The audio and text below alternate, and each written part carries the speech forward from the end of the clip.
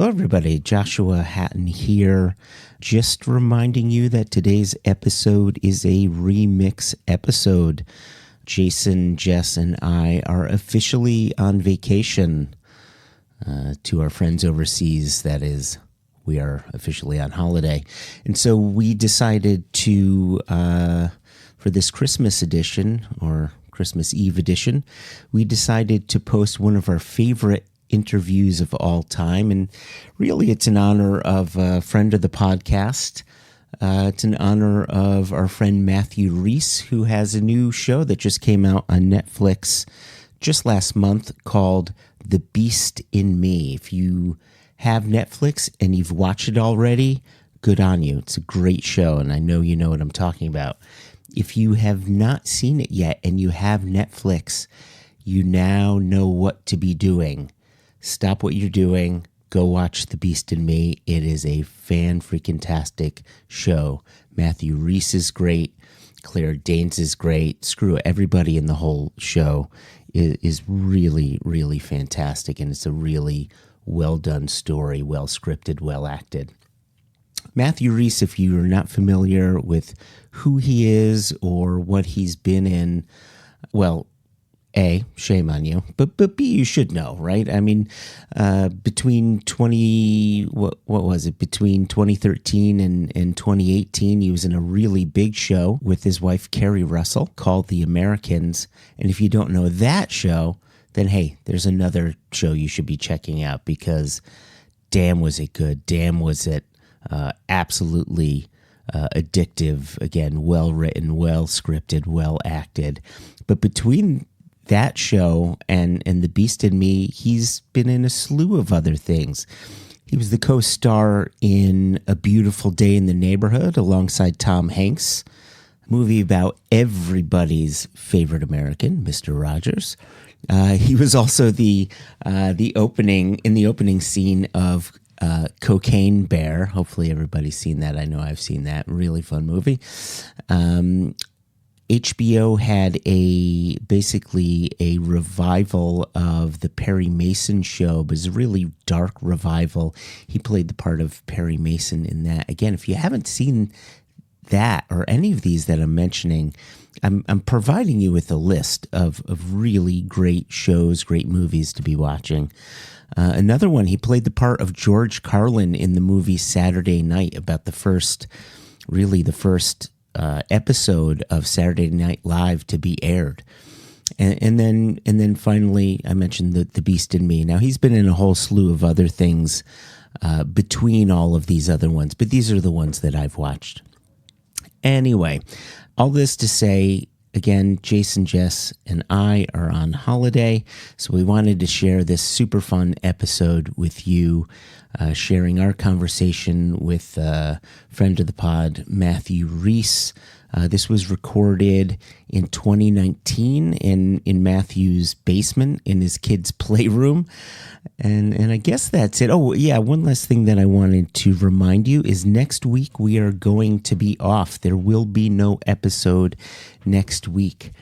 Believe it or not, we actually do take a full week off, as we have done in the previous 8 years. So we will take the final week of 2025 off, but we will be back in your ears and maybe in your eyes on YouTube after the first of the year. So for those that celebrate Christmas, we hope you have a fantastic Christmas.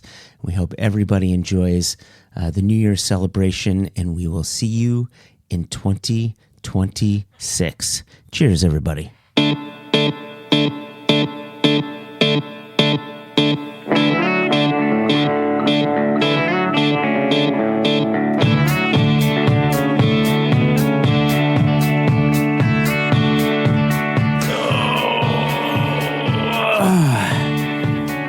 There we go. Oh my gosh. I tell you, Jason, I'm trying to think. I'm thinking back about our day yesterday. Mm-hmm. Not much happened. It was kind of a boring day, right? Like, you flew up to New York, and it was just this, like, yet another boring day in Manhattan. Yeah, we ate an omelet someplace, and then had a beer, and then I went back to the airport. Yeah. Something happened at that restaurant, though. Like where we were eating the omelets? We added extra avocado. We did. That wasn't needed. It wasn't needed. But I'll tell you what, that tasted like a $3 avocado. Honestly, I thought it tasted like a 50-cent avocado, but that's you and me. Man, that waitress was all about the upsell. Right? She wanted to give us biscuits. That was a lot of upsell. The avocado. She was pushing drinks on you. Which normally I give in and say yes, but I almost took it as a personal slight and fought back, Joshua. How was she making us, like, why was it a slight? Like she was pushing it on me and I was saying no to alcohol. That's not like me at all. Yeah, but why? So why were you pushing back? That's what I'm... Oh, just because she was upselling. I don't like people who upsell. I dig in my heels and get stubborn. Wow. Is that a Scottish thing? Maybe. It's also just being cheap as chips. Meanwhile, you're like, I'll have this Pim's cup and I'll have this avocado. And yes. So you were gonna order the biscuits. I could see in your eyes. That's why I talked you off the ledge with the home fries. I'm so glad I didn't. I really wanted those fucking biscuits. Do you know why? Do you know why in the end I agreed to not have the biscuits? Because you two don't like being upsold. No, because I noticed 3 tables down from us, Jerry Seinfeld and Neil Simon were not eating biscuits. That's true. Did you notice that Jerry Seinfeld and Neil Simon were sitting 3 tables away from us? Yeah, I said hi to him when he said hi to me when I came in. And then I just carried on with the rest of my brunch. Oh, that's why you're like, oh, hey, Jer, what's up? Yeah, he was like, oh, Jason, you're here. I was like, Jerry, I'm with Joshua. Let me be, man. Let me be. Yeah. Yeah. He understood. To his great credit, he understood. Yeah, I was a bit surprised that Neil Simon didn't recognize me. Given how many of his movies you've watched. Right? Given how much money I've, I'm a patron at the Neil Simon Theater. I've seen a few things there. And I figured he would have been like, oh my gosh, is that Joshua? Is that Joshua Hatton of the Guilford Hattons? Ah, yes. And I didn't get that. I think the problem was you were not wearing your crest yesterday. That maybe threw him for a loop. I tell you, he wore his fancy hat. That was a very fancy hat. It was a very fancy hat. I did have a question for you, though. Now that you've got a keeper's medal and you've got your Hatton of the Guilford Hattons crest, which side do you wear each on? I hang one off of each testicle. The keepers are lucky to have you. Oh, he says, fully sober on a cup of oolong tea. That's a good question. No, so I wear them side by side on my left. That's a good question. It's not a good question at all. It's great. Only because it features the name Joshua and Keeper and Hatton of the Guilford Hattons. That's the only reason you think it's a good question. It's a terrible question. Nobody cares about the answer. Do you think people think I have the Hattons, the Guilford Hattons crest? Well, you do. Oh, I do. Yes, I do. Yeah. I was quite happy. I'm obviously not a Faceplace person. You're in charge of the Faceplace, but sometimes the Faceplace sends me emails to let me know what's happening. And I woke up this morning to an email where Jens Fischer, who's a name I'm very, very familiar with, and I don't think I've ever met Jens. Nor have I. Yeah, he is part of the Whisky fabric. Hopefully our paths will cross at Maltstock. But he'd commented on a Whisky fabric post on the Faceplace about One Nation Under Whisky and you and me covering how to wear the kilt. He did indeed. Isn't that fantastic? I love the fact that resonated with at least one person. And I figure there are more people who are like, You put on your shirt and your socks and your shoes before your kilt. Interesting. So, yeah, I'm glad that resonated. Yeah. So actually, you and I will be lucky enough to see him in Campbelltown next week. Is he traveling with Bozzy? He is. Awesome. Yeah. Oh, good. Good. Oh, great guys there. Yeah. Yep. We know for certain that Bozzy's a good guy because we've drunk with him, we've slept in his house, and we've got a pretty good... There's no reason to believe Jens is not a good guy. I have a feeling he's a good guy. I have no reason to doubt it either. And just to be clear, when you say next week we'll be in Campbelltown, by the time this episode drops, we'll have been to Campbelltown, we'll have been to Fishiel, we'll have been to hell and back. Oh, right. Figuratively speaking. Yeah. And this episode will be live. That's true. That is true. This is us getting ahead of the game because we've got a lot of travel coming up. Exactly. We just started out with one of our regular little chats here. You have not introed the podcast and you have not introduced your business partner, good friend, mate, road wife, that is me. Do you know why? That was purposeful. Oh, really? Yeah, because I'm leaving you for Matthew Rhys, who is today's guest. He is a delight. He's a delight. You know, I never took you to be a kilt chaser, but that's what you are. You're a down and dirty kilt chaser.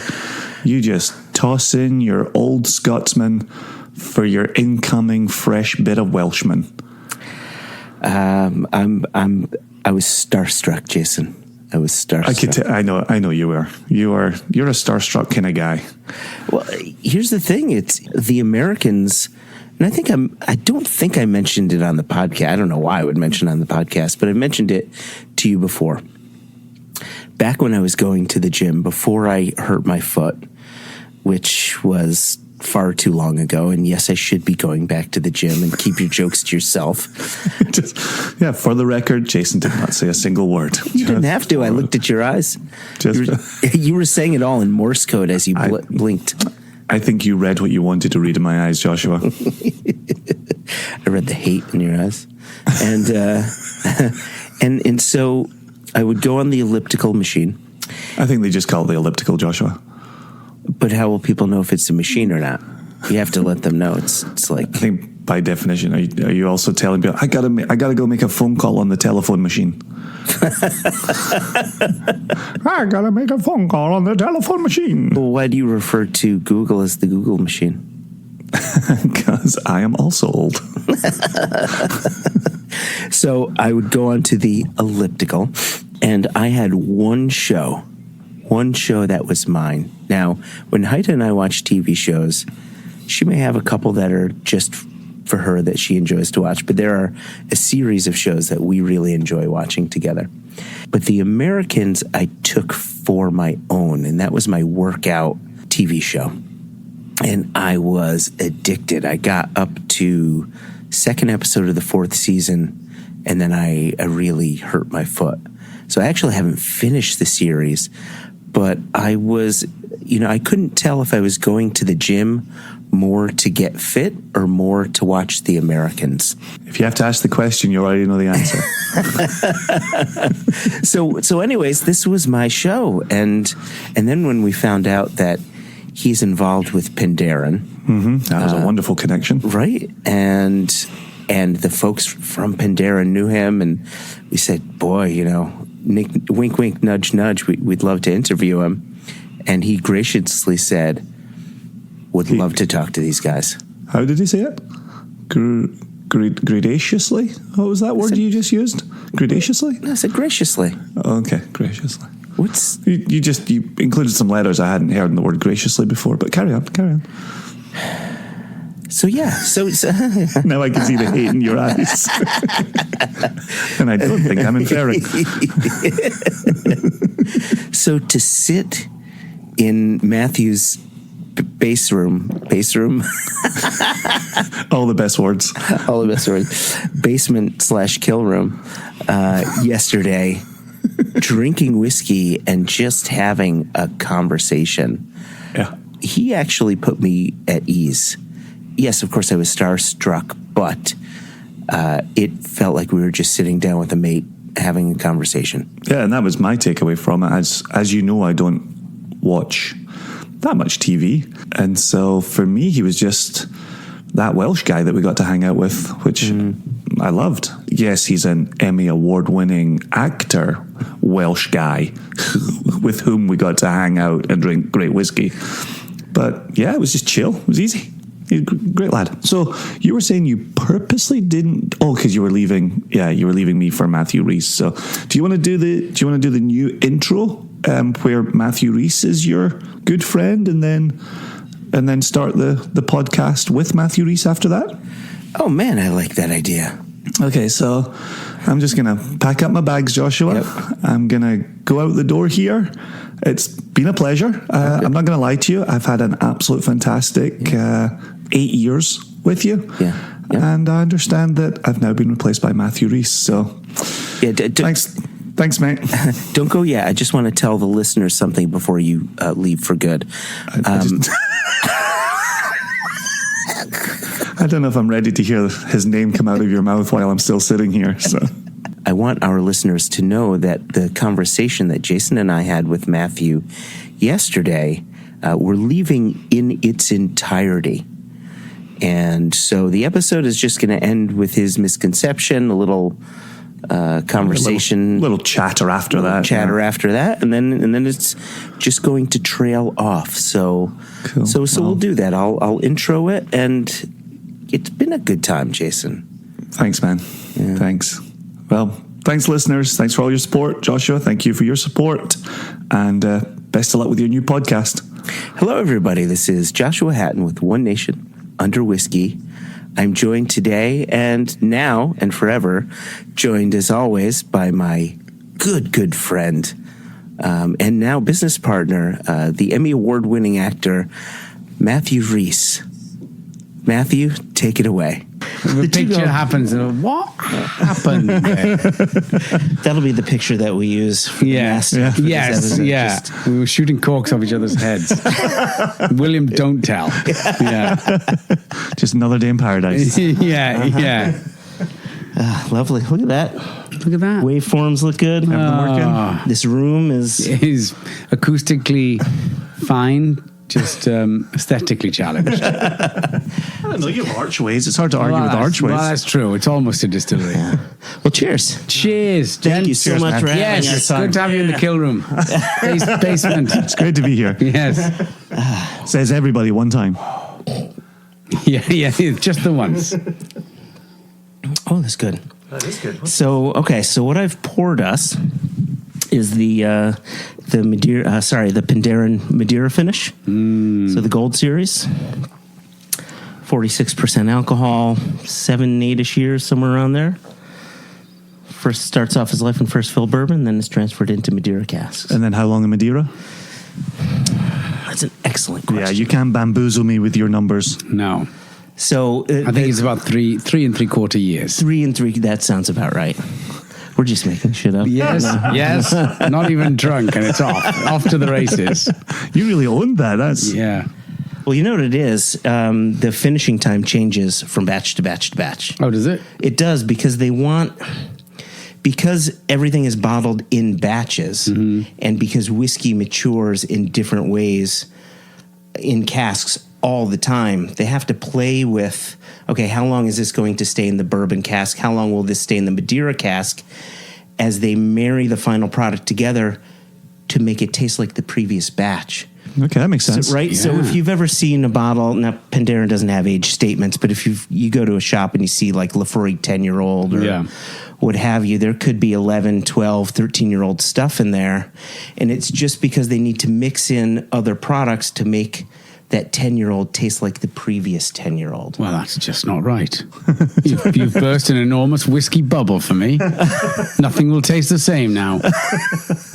Yeah, it's that dirty consistency word that you keep hearing. Yes, consistency. Yeah. That's for the weak and the infirm. Would you prefer a lack of consistency? Would you like a little surprise in your glass? if it didn't disappoint, surprise, I never mind. I always enjoy. Mm-hmm. It's always when it's rather unpleasant. An unpleasant surprise is never welcome. Have you had an unpleasant surprise? And we're still talking about whiskey. Oh, sorry. Yeah. Well clarified. Yeah. Do you know what? I haven't, because, and I'm slightly ashamed to say, I am that creature who will follow a certain pattern of knowing what he's getting. Okay. I'm not the one who kind of goes, "Oh, I'll try that. I bet that's punchy. I bet that's a little firework on the tongue." I'm always like, no. Because I think, especially as I age well. No, as I'm aging, I was meant to say, the dram at the end of the night has now become such a big thing that I don't want a kind of a mishap. Okay, maybe in younger years, daytime drinking or frivolity, but now it's at a point where I'm like, it's such a luxury. I just want to know what I'm getting, so I can go. Okay. Oh, there it is. The old friend. Yes, who never lets me down or disappoint. Yes, yeah. No, that's... So this is the reason why there are McDonald's in Paris. Tragically, yes. Yeah. Did you see me at that McDonald's on the Champs-Élysées? That was me. It's the only place we've ever met, Matthew. Yeah, that's true. That's true. But they did serve beer. You got Le Big Mac. Le Big Mac. Yeah. Big Mac. What do they call a Whopper? I didn't go to Burger King. Thank you, sir. I cannot believe Joshua left me hanging on that one. Thank you, sir. Do you know why? Because I was going to the next step. I was thinking Royale with cheese.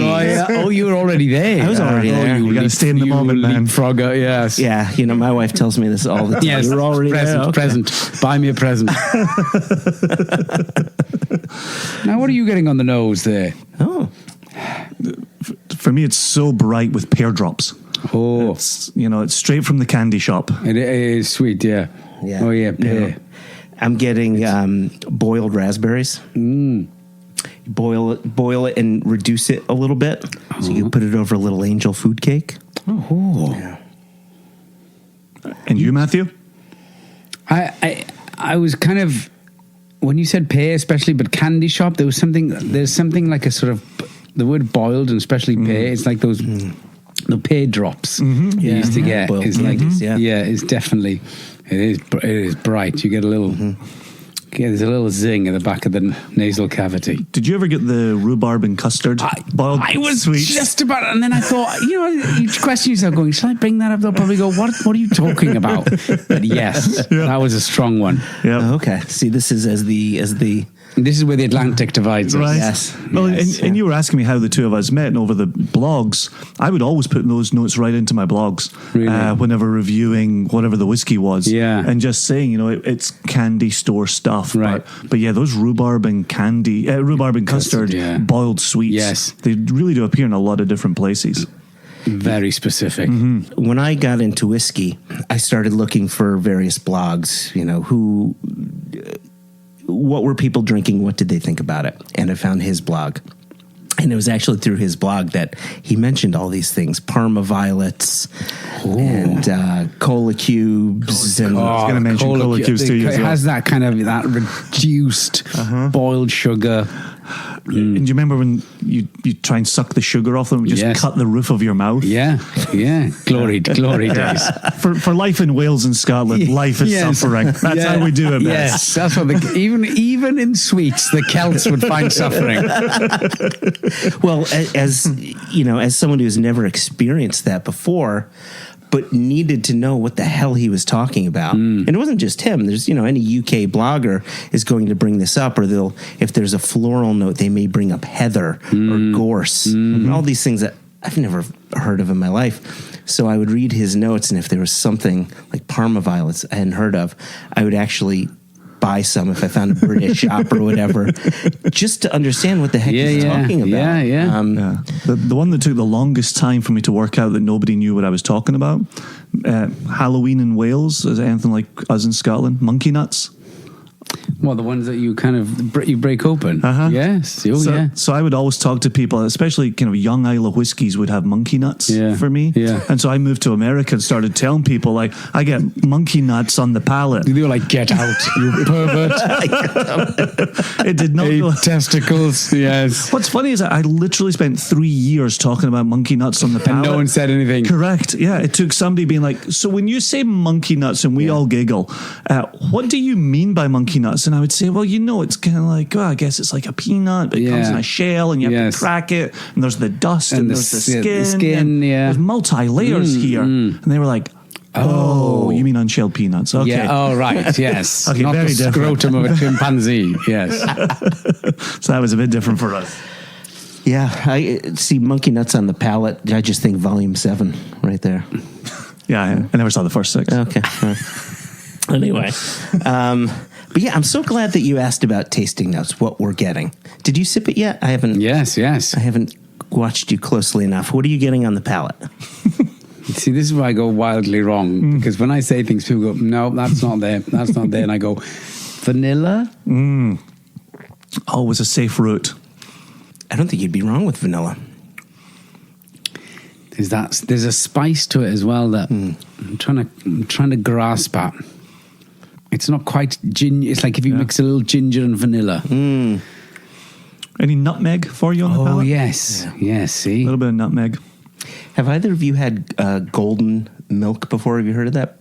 No. It's a mixture. My wife makes it every now and again, but it's almond milk with turmeric and some of these other spices that we're talking about. I think there tends to be freshly grated nutmeg in golden milk. Yeah. And it's got so much turmeric in it. That's what gives it the golden hue. Right. So, this is something you drink at night. Turmeric can help relax your body. It's good for inflammation and everything like that. It's good for liver renewal. What, turmeric is? Yeah. Well, there we are. Which now we're up and running. It's why Indian with a night of pints is really good for you. Not really good for you. Let me take that back. It helps a minuscule amount. Right. The turmeric in the Indian food is kind of pre-gaming the liver for recovery the next day from the night of pints. There we go. Yep. You can rationalize anything. If need be. Only the important things. Yeah, I threw my guts up around 2 a.m. Yes. But the turmeric. But my liver was like a bell the next day. It was glowing. Yes. Well, I got golden milk. Is when you started mentioning that sort of the spice along with the vanilla. That's where my mind went to with the golden milk. It's sweet yet spicy. Yes. A tad bit savory. Yes. Yeah, no, it's a great dram. Well, one of the things I was going to ask you about Penderyn, Matthew, is for me in 1995, they built Arran. And I was saying to you earlier, born in Ayrshire, grew up looking across the Firth of Clyde at the Isle of Arran. Yeah. So in 95, to know that we had a distillery there was really exciting. I really enjoyed it. For you as a Welshman, when did you come to the US? And Penderyn is 99, am I remembering that correctly? 99 is when they were built. 2000, I think, is when they started to distill. Yeah. So did you have a sense as a Welshman to have a Welsh single malt distillery? Yeah, it was all kind of, it was equal part, a number of things. It was like, do we dare challenge the Scots? The smaller Celtic brethren stands up and says, we have good water in here. We'll give it a go. And nerves as well, because you're kind of nervous. You go, look, if this is the first, it'll be scrutinized, and therefore you hope it will deliver the goods. Sure. Yeah, this is your first impression. Exactly. Yeah. So there was apprehension, but it was exciting, and I love the fact that someone went, you know what? We should make it's cold and wet here as well. Exactly. We should make whiskey. With farmland, right? Exactly. Yeah, exactly. Yeah. It's all very similar. So yeah, it was very exciting that someone went, let's do it, because I think at times we bemoan the lack of initiative in Wales as a nation. So I was buoyed by the fact that they sort of stood up and went, we'll have a go with great aplomb. Yeah. Were you still a Welshman in Wales at that time, or were you a Welshman in America or a Welshman somewhere else in the world? No, I was a Welshman in London at the time. Okay. Yes. Right. So still kind of treading theatrical boards in London. 25 pence an hour, whatever it is, it still is. Yeah. It was firmly back in the theatrical days of London, and for some one of those weird reasons that we always go, why did we drink Jamesons as students? Well, we did. There were 3 of us lived in a flat, and we were well, actually, I'll tell you why. I just made the connection after all this time. I went, hang on a minute, it's not that odd. We were in a very Irish area called Kilburn in northwest London. Very, very Irish area. And we would always end the evening, usually with a few Jameson, and then inevitably pick up, a quart on the way home or whatever. So my college years, it was always Jameson, Irish whiskey, always. And I have a real nostalgia still for Jameson. Yeah. Do you find yourself buying bottles of Jameson every now and Really, then? what does happen is my agent at the time still is. It was my first one, my only agent out of Are you dance telling school. him news he doesn't know? Don't listen to this. I'm still with you, Dallas. But he's a huge Irish fan. And I remember telling him, one of those things where he said, we usually finish the night with a Jameson. And every now and again, he will buy me a very special bottle of Jameson, which is always has a real smile of nostalgia when I see it. In fact, the last one he gave me was last November for my birthday. So I'm always like, nice. There it is. That's nice. Yeah. So what was the connection? Why were you drinking it? Was it the Irish? It was the Irish pub. It was the Irish pub. We used to drink in a pub called Biddy Mulligan. I remember it now. There was obviously they had the paddies and they had Jameson, and we used to drink Jameson at the end of the night. That's fantastic. Yeah. It's funny, when I first moved to Glasgow, I moved to a heavily Irish area on the south side of Glasgow. Right. And lived with Irish guys, but didn't ever have any Jameson around. A lot of kebabs, though. A lot of kebabs. Yes. In that heavily Irish area. Yeah, you get a lot. You get in the tasting notes I put in about Jameson. It was heavily donnered. Yeah. Although the Jameson is to try and get rid of the taste of doner kebab at the end of a night. Yeah, God, the number of doners. We lived round the corner from a doner kebab shop, and it was so much easier for a bunch of guys to go just get doner kebabs than it was to do anything in a tiny kitchen. Yeah. It's handheld. Couple of quid, easy peasy. Bob's your uncle. Yep. There are 10 to 20,000 Americans scratching their head right now. Google's your friend. Yeah, look up the Google machine, doner kebabs. Yes. You thank us later. I only found out recently that there's a difference between kebabs and shish kebabs. One is on a shish, and one is on like a rotisserie turner. Oh, okay. The one you want to keep quiet about, just go shish. Yeah. Let's go. What about this one? Shish. I like shish. Shish.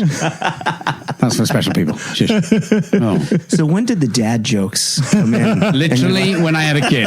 When I had a kid and it was legal. Because up until then, people shut you up. Yeah. I always go, listen, I'll accept better. I'll always accept better. You may mock and scorn and tut and roll your eyes. But until you can offer better, shut up. And I am a dad, so shut up. There you go. Yeah. You have to own it. You absolutely have to own it. Absolutely. Yeah. There's enough trouble in this world without ragging on dad jokes, because it's a minuscule moment of mirth. I think it's an art form, personally. I do too. Yeah. It just shows you're listening if you're riffing and punning. Exactly. What does Carrie think of your dad jokes? Oh, she's immune to them now. They like bounce off her like a superhero. Oh wow! See, I tell them, and I can literally hear my wife's eyes roll. It just hit her frontal lobe. Yeah, you hear it. Yeah. But it's the fact that our kids are getting to an age where I can hear their eyes rolling when I say it as well. Yeah. My 12-year-old's number one response is, very punny, Dad. I'm like, see, you're guilty of it too. See, it's a riposte. Now you're fencing. Yeah. So you're just raising them right. Yeah. Yeah. Time will tell. So how long have you been into Penderyn? How long have you known of Penderyn? And what I knew, I think everyone in Wales knew about it upon opening, because it was a big deal. It was a big deal that we were going to have our own whiskey. We were all very excited by it. So it was we started buying it up very quickly in 2000 when we were like, we're off. We have our own, and it's good, and we like it, and it's kind of zingy and fun, and has a good Welsh name. It checked a lot of boxes. Okay. Were you nervous? Yeah. Oh, yeah. Very. Yeah. Very nervous that it would succeed. We desperately wanted it to succeed, and they surpassed that. And especially with. I don't, to me, I know little about whiskey, because when they go like, we finish in a Madeira cask, you're like, oh my God, how un-Welsh to be that, bold and exotic. We're going to finish in a Madeira cask. We're going to stick our fingers up at others. We're like, oh my God, this isn't very Welsh. Surely we should finish it in some sort of Welsh teapot or something, and just thank them at the end. Oh, that's great. Yeah. Yeah, it was. When did you, now as two true, beyond whiskey aficionados, when did you, what was the first kind of light bulb moment for whiskey for you both? I'm so glad you asked this question, because we're going to throw something similar at you. Jason, why don't you tell yours? Yes, so I grew up in a blue-collar family in the southwest of Scotland, and it was a whole bunch of cheap plastic jug blends that uncles and my dad would Jacobite? Not even names, all right? Not even names, just like Safeway's cheapest swill. And so they would dilute it. It would be 2 fingers of whiskey to the rest of the tumbler would be water or lemonade, but American 7-Up or Sprite, that type of thing. Lemonade. Yeah. But our lemonade is your Sprite. Is our Sprite. Okay. Or I had one uncle who did ginger ale, and so I grew up thinking, geez, I'm never going to like this stuff. This is just horrible. It's just disgusting. Went off to University of Aberdeen, met a Finn, of course, and he said, I'm going to go to the University of Aberdeen Whisky Society. It's just started. Do you want to come along? And I said, well, I don't really like whiskey, but in the interest of making a friend at university where I don't know anybody, I'll come with you. And we were off and running at that point. I was like, what is this? Do you remember the first one was that made you it was a Glenfiddich. Right. I haven't bought a bottle the rest of my life. But the reason we bought a Glenfiddich was it came with 2 crystal tumblers. And being students, we had nothing to drink from. Brilliant. And so we were like, we'll get this one. And you always knew everybody drank Glenfiddich. It was in every single bar. There had to be something there. Yeah. And so I remember sitting in his dorm room at the University of Aberdeen, pouring this Glenfiddich into one each of our crystal tumblers and thinking, very bright, a lot of those pear notes in there, very easy.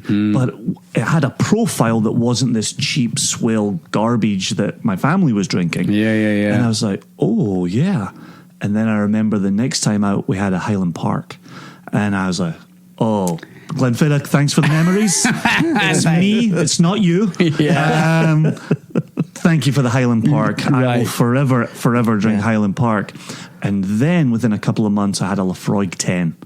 And I was like, this is it. This is it right for here. Yeah. And your story's not a million miles off of that. You ended, or you even started in a place similar to where I ended. I started in a place from where you ended.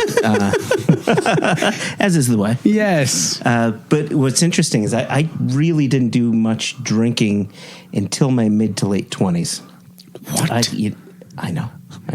Let me put a pin in that. I'll put a pin in it. Let me back it up. Yep.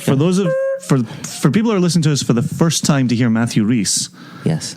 Your first single malt that you tasted and fell in love with and got you hooked on whiskey was Lagavulin 16. Yes, Lagavulin. I was going to get there. You were already backing it up without backing it up. We already have a ping moment. Right. Was that your gateway whiskey? It was.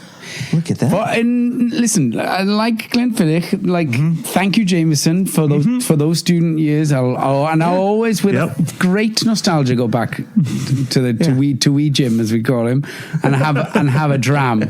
But I was in Birmingham when I was 21, and on an acting job, and I was going to have a Jameson at the end of the night, and this guy went, now this may get a little funny because it's going to be a Birmingham accent, but not Alabama, Birmingham, middle of Britain. So you're going to sound like Ozzy Osbourne, right? Yeah. He went, don't have a Jameson, have a lager Woollin. And I went, what type of lager? Have a lager Woollin. I said, no, I'd rather have a whiskey. And he went, have a go on this. And he gave me a dram of, I believe it was 16. Yeah. And I went, what? Yes. What was that? And I know what my reaction to it was. What was your first reaction when you got that smoky, rich flavor across your tongue? First of all, I didn't know whiskey could taste like that. I remember being so shocked by it. Yes. That I went, oh my goodness, I didn't even know that could happen. Yep, absolutely. So that's what kind of blew in my head about whiskey. Is like, oh, it's sorcery. Yeah. You can really do anything with it. Yep. And still, I remember that evening so clearly because I just went, what happened? It's like those cartoon moments, when the cuckoo clock goes. Sylvester the cat runs through your head. Yeah. And he's like, you're welcome. I told you, didn't I? And you're like, I've still no idea what you're saying, but this is great. So was he a punter? Was he a barman? No, he's another actor from Birmingham. Another actor? Right. Yes. Okay. To my shame. Yeah, so I have him to thank. I can't remember his last name, Nick. So Nick, if you're out there, thank you. There you go. For that lager. Yeah, I had the similar response with, I can't believe this is whiskey. I can't believe this is single malt. And Petty, the Finn who I was sitting with, who remains a good friend to this day, he stuck his nose in it and said, boat tar. And I had no idea what boat tar was. What's boat tar? And he actually said, you know sauna?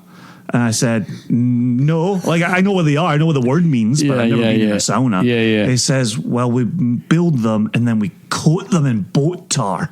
And this smells like the inside of a sauna. And I went, that's fucking amazing. We're sitting in Aberdeen, Scotland, was miserable and dreich, and you're now talking about saunas in Finland at your summer cottage. And so that was 96. Cut to 2000.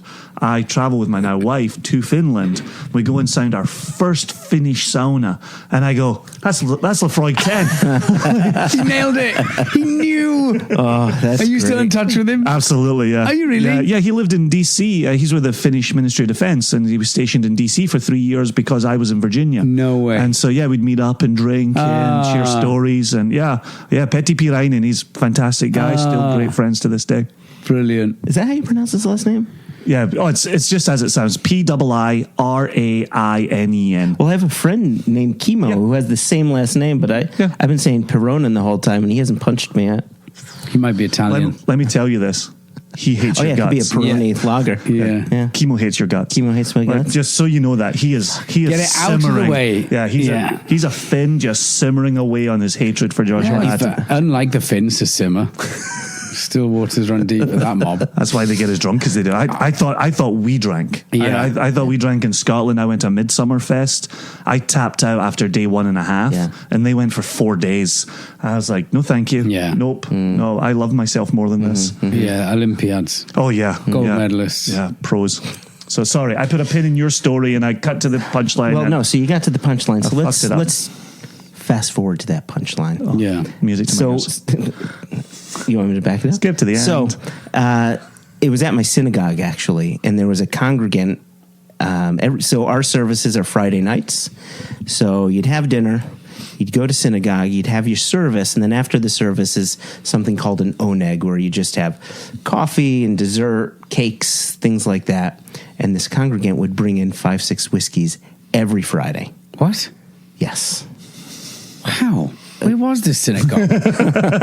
Highland Park, Chicago.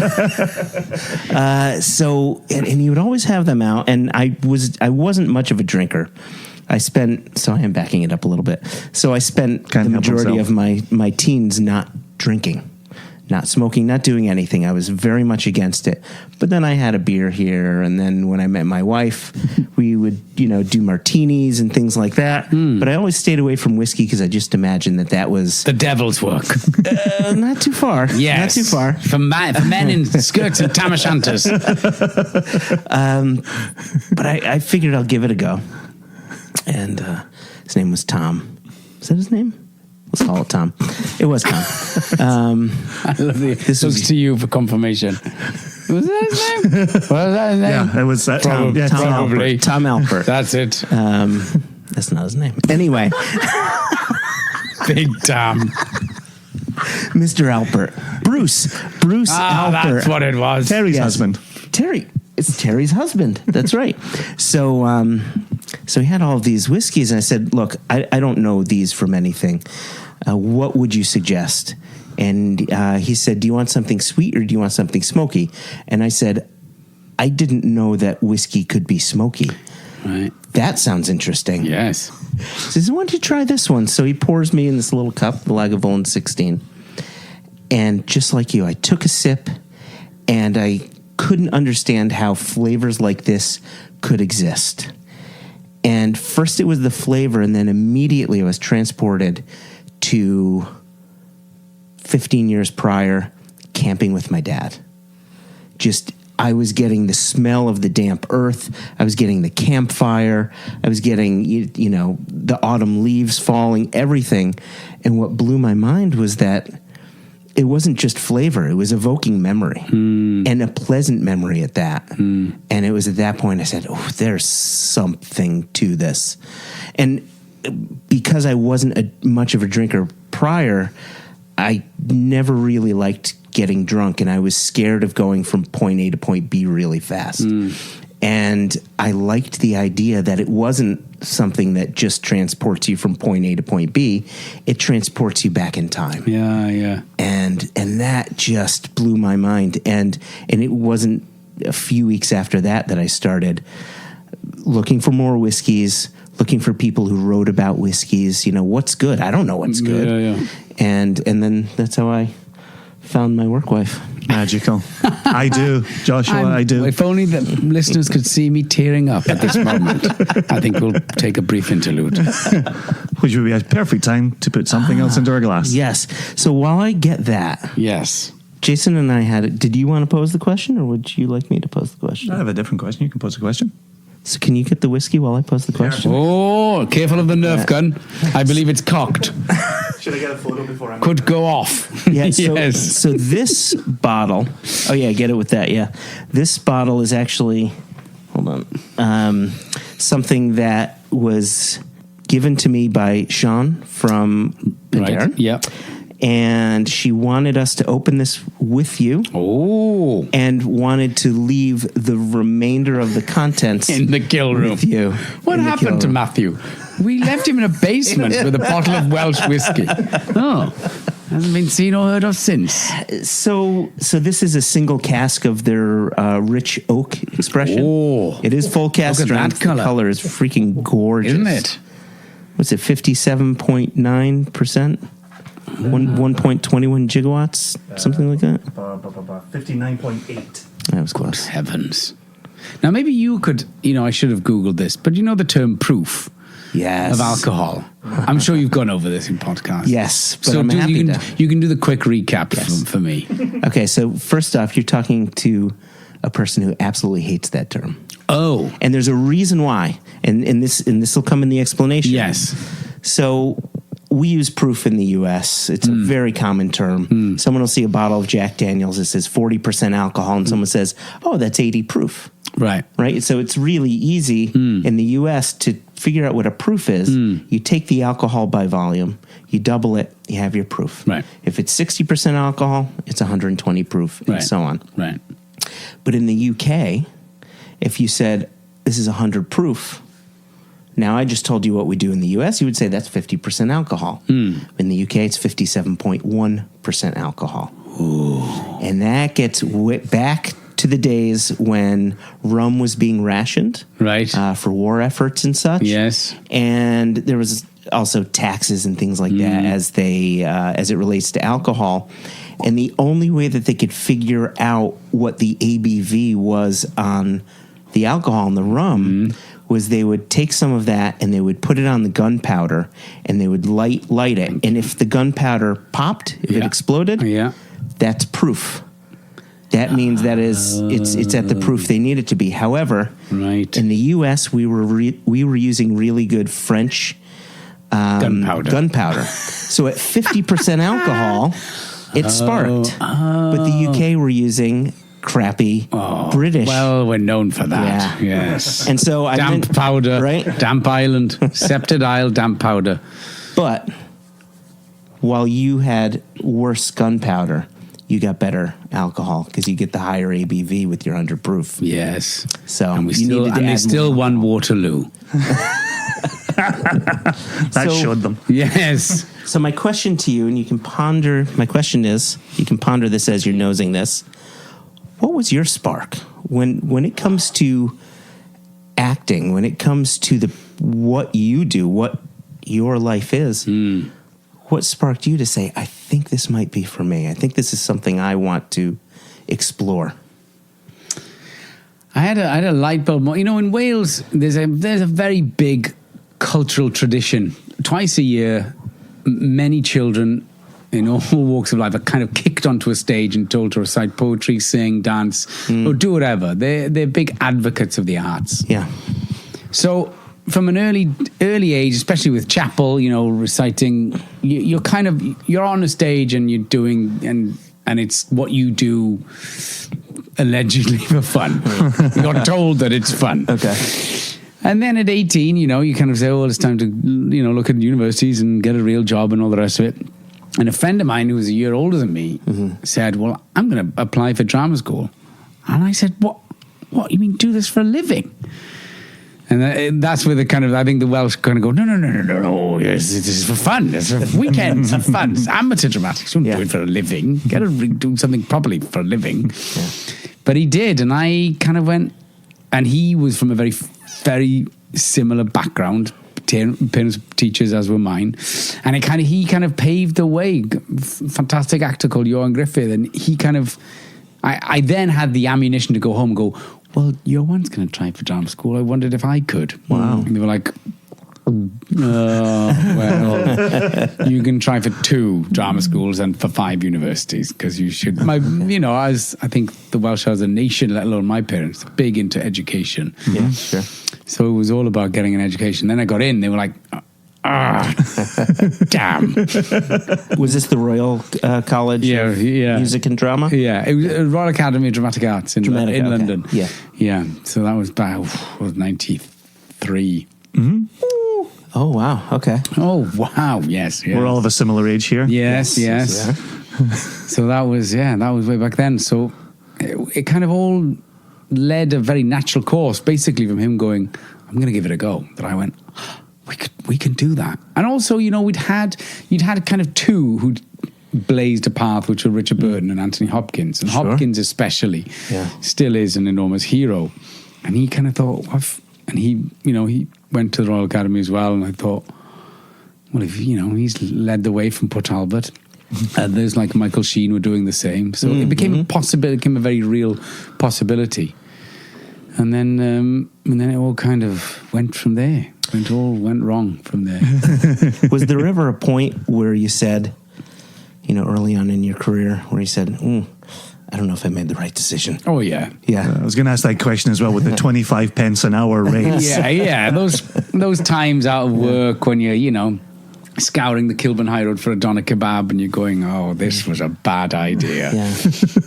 And there were long terms out of work as well. I feel like I served an apprenticeship in that, I did the regional theatre, did the tours, small parts in the plays and, Royal Shakespeare Company and then worked my way up to, then National Theatre, Royal Court Theatre, the West End. It all seemed like a very natural apprenticeship, if at times a hard one. fueled by rage and alcohol. Were you a young purist who thought treading the boards would be the rest of your life? Did you early on think movies, TV, what was going on? Or when you're out of work, would you just take anything? Oh, you do anything. Anything. Pay the bills. Yeah. No, there was a big part of me, although I'd seen theatre growing up, a huge part of me was a great cinema fan, freak. And De Niro especially was a huge heroes. Yeah. But that seemed very exotic and very unobtainable, very far away. Yeah. And then it was, you know, myself and Johan, we were living together in a flat in Kilburn, drinking Jameson of an evening. And he was going to do Titanic. Like, he got a part in Titanic. And then all of a sudden you go, oh, we can get parts in American movies. And then he's like, I'm going to go to Los Angeles afterwards. Like, oh, we can do it. We're allowed to go. Wow. There's a light bulb right there. Yeah. I was lucky. I mean, I owe my career to him. Otherwise, I'd still be twiddling my thumbs going, I don't know what to do. Wow. So there was this kind of chain of events that led us, and there was a few of us then who were like, we should go to Los Angeles. Sure. So we started, you know, back in the day of television, especially for pilot season, there was a very definite pilot season, January, February, March. You would go, especially in the bad months of Great Britain, you'd go to parties and sleep on couches and go to the beach. It was like, you felt like you were in a movie. You didn't really go with the express intention of getting a job. It was like going, I auditioned for this film, and you just felt like you were in a movie all the time. And then you'd come home and do some theatre. Okay. And then a few times it landed. I got a job out there. In fact, the first time, bizarrely, I was on my way back. I did a job in New Zealand, and this American agent see me in a play in London. He said, why don't you stop in Los Angeles, take some meetings, you know, as they kind of do. And he put me up for this job. He says, Julie Taymor's first movie, and it's with Anthony Hopkins and Jessica Lange. And I got it, and I thought, LA's brilliant. Titus, it's great. You just turn up and get big and giant movies. I didn't know, for the next 10 years I went over, couldn't catch a cold. Wow. But I went and did this giant movie in Rome, and you go, oh God, that was easy. And you thought that was it. Oh, that's all you do. You just go to LA and get a job with movie stars. Yeah. And then and then the well dries up. Oh my God, it was arid for almost a solid decade. Wow. I love in what you're saying, that Johan is your Petty, where I'm in Whisky today with a company with this nut job on my left side here, only because Petty said, we can go to the Whiskey Society. Yeah. We can do that. Yeah. You've got Johan saying, we can go to drama school, we can go to LA, we can go for jobs. Yeah. I'm glad, glad that we've got people like that in our lives. I know. Because I say the same thing. I'd have just been at home twiddling my thumbs, drinking, fuck knows what I'd be drinking. Jacobite. Have you tried Jacobite? No. That's burned into my head, Jacobite. I had a very vicious experience with that. I have a little talisman that I have on my shelf in my office. When my dad came to the US, he came with my mum back in 2002. So actually, I just celebrated my 17th wedding anniversary last weekend. Congratulations. Thank you. And so 17 years ago, my parents met my in-laws for the very first time. Wow. The week before the wedding. And my dad liked whiskey, wink, right? Like total shit. And he was coming over to meet my father-in-law, who liked whiskey, wink. Oh, okay. He drank total shit as well. Right. And so my dad brought over this, it's called Highland Way, and it came in a rectangular green plastic bottle with a gold screw cap. Golden green. Come on, Jason. Come on. Don't knock that. And that for my dad was the breaking of bread, right? Of course. Here we go. This is the special moment. Yes. This is a special gift for you. You know, we're all in the same family now. Yeah. My father-in-law never opened it. He pulled other shit out of his cabinet and the son got drunk on other shit. Amazing. And so then Did that upset your dad? No, I don't think my dad wanted to be drinking it at all. No. Come on, you know this, Matthew. When you go to a party in Scotland and Wales, when you go to a party, you just take something you can afford, and you sit it down and you drink whatever somebody else brought that was the next rung of the ladder up from you. It's the pass and look. You're like, you do that. You're like, your hand goes left onto the kitchen counter and you go, ooh, bingo, and then you're across the room. Yeah, whose is this? And you went, no, great, brilliant. We would show up with 6 packs of Skull, classic, 50 pence a can. Came in a half litre. Colt 45. You would put it in the fridge and you'd walk over. Somebody else brought Stella. And you're like, oh, bingo, Heineken, oh, posh, ooh, la di da. Yeah. So you Belgian just, champagne. Yes, you have one job to bring something. It doesn't matter what it is. Bring the cheapest, shittiest stuff, and then you. So my dad brought Highland Way. A couple of years later, actually, a few years later, my father-in-law died, and so I inherited the whiskey. the unopened bottle of Highland Way. No way. Right? And so I'll be having some of that, so I take it away. I then bring it back to Virginia. I'm telling my dad I've got this bottle. My dad passes away, right? I'm like, I'm still sitting on the unopened bottle of Highland Way. I've got bottles in my collection that are thousands of dollars, hundreds of dollars, tens of dollars. And the one that's front and center is the green Highland Way that will never be opened, and it'll just stand as a testament to my dad bringing that over. So. That's great. Yeah, that's great. Yeah, that is the. I don't even remember why I started telling you that. I'm glad I did tell you that. But I don't remember why I did. So, so cheers. Cheers. What do you think of this whiskey? Oh, getting a lot from this. This upon first smell. Peaches. Yes. Yeah. Tinned peaches. Yes. Yeah. Even beyond the nose, which I think has got that noticeable Penderyn fruit going on that was there in the Madeira finish, it's the texture on the palate.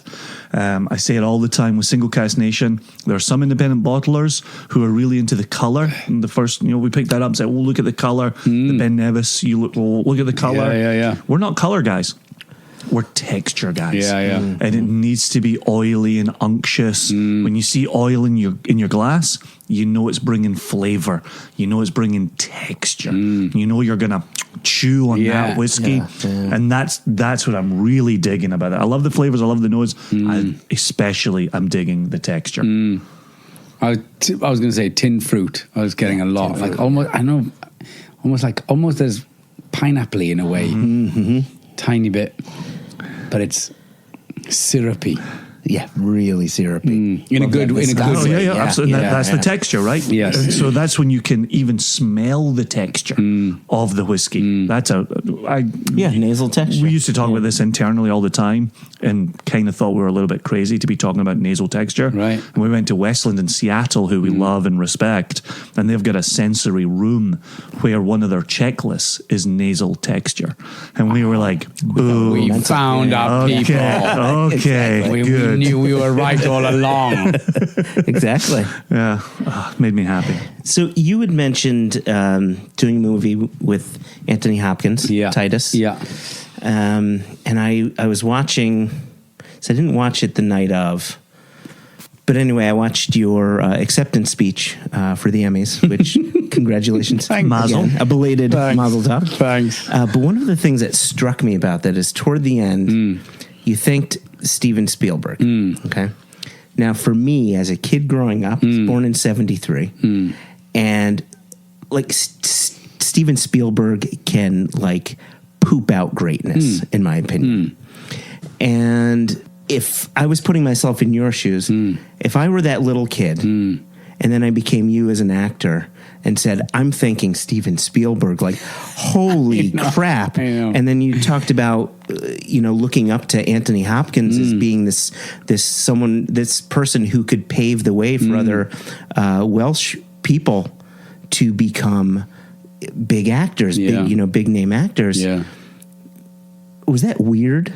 Yeah. Like working with him, with heroes, meeting these people that you're now rubbing elbows with and such. Yes. Enormously so. And it still doesn't go away. I remember the first time I met Anthony Hopkins was 24, and it was a meet and greet for the movie.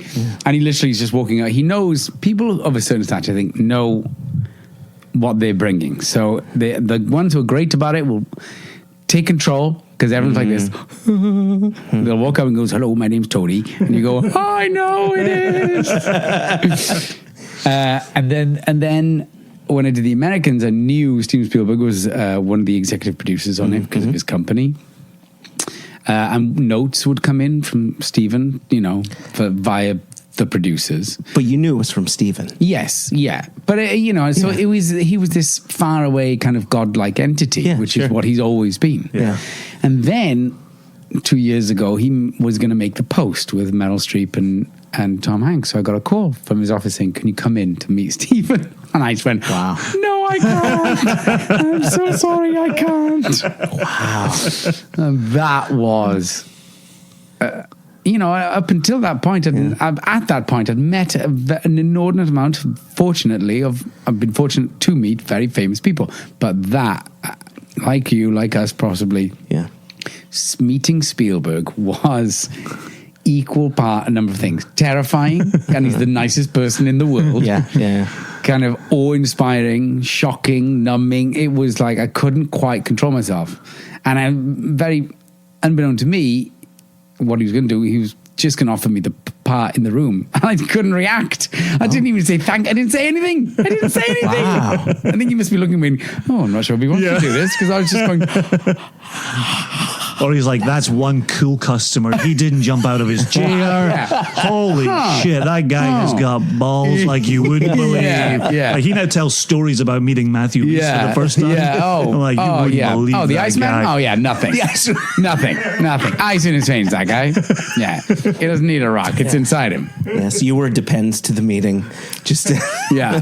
But, and then on set, the first day, I could barely act because you're so, he stands next close to camera, and then he just goes, action. And you go, there's Steven Spielberg saying action. Like, what chance do I have? And I think I actually felt sorry for him, because no wonder he surrounds himself with a crew that he's worked with for 25 years. Yeah. Because for those of us who don't know him, work with him for the first time, he must expel so much energy, making you feel calm and reassured. Oh, okay. Because you can see you and your rabbit in the headlights eyes going, I'm going, it's okay. When you're ready, start talking. I wonder how exhausting that must be for him. It must be, because you see it in the interactions of people who haven't met him. When he walks into a room, everyone goes, Yeah. So it's a lot of energy to be putting people that they're going, hey, hello, how are you? And he does it with such grace and, that's awesome. Charm. It's funny you say it, though. We got out the... was it our train stop today when we went? I was just going to say, after we parked the car, and we went round to Bubby's in Tribeca. Yeah. Walked in the door and walked past Jerry Seinfeld sitting at a table. And he's having lunch with Neil Simon. Right. And it's exactly what you just said, right? It was, as soon as you turned that corner, it was Jerry Seinfeld.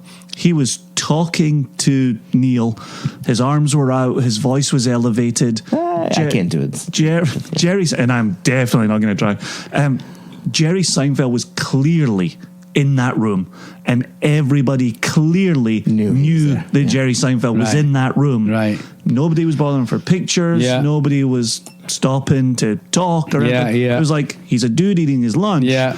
But it was Jerry Seinfeld eating his lunch in that room. Yeah. And the energy that was present there. Yeah. Really striking. Yeah. And again, we come around the corner, and that's the first face we see.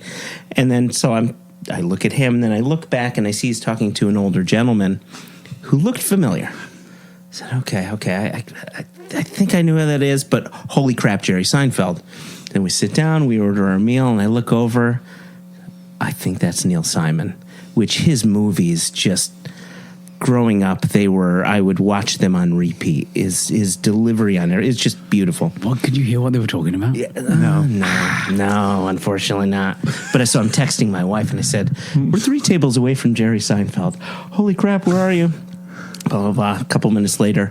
Oh, and by the way, he's eating with Neil Simon. She's like, oh my God. And then behind us is, do you know Mackenzie Davis? She was in *Halt and Catch Fire*. She's been in a lot of things. Anyway, she's having lunch right behind us with her kid, with a friend who's got their kid.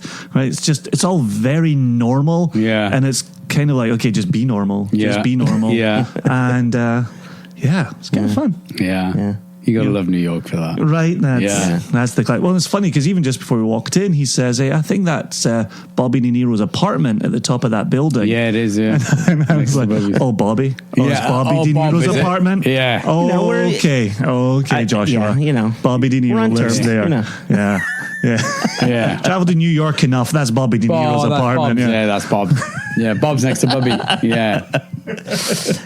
But so we're sitting down, we're having lunch, and I'm looking on IMDb, just making sure that the faces are right. Like, is that Mackenzie Davis? Yes, it is. Is that definitely Neil Simon? Yes, it is.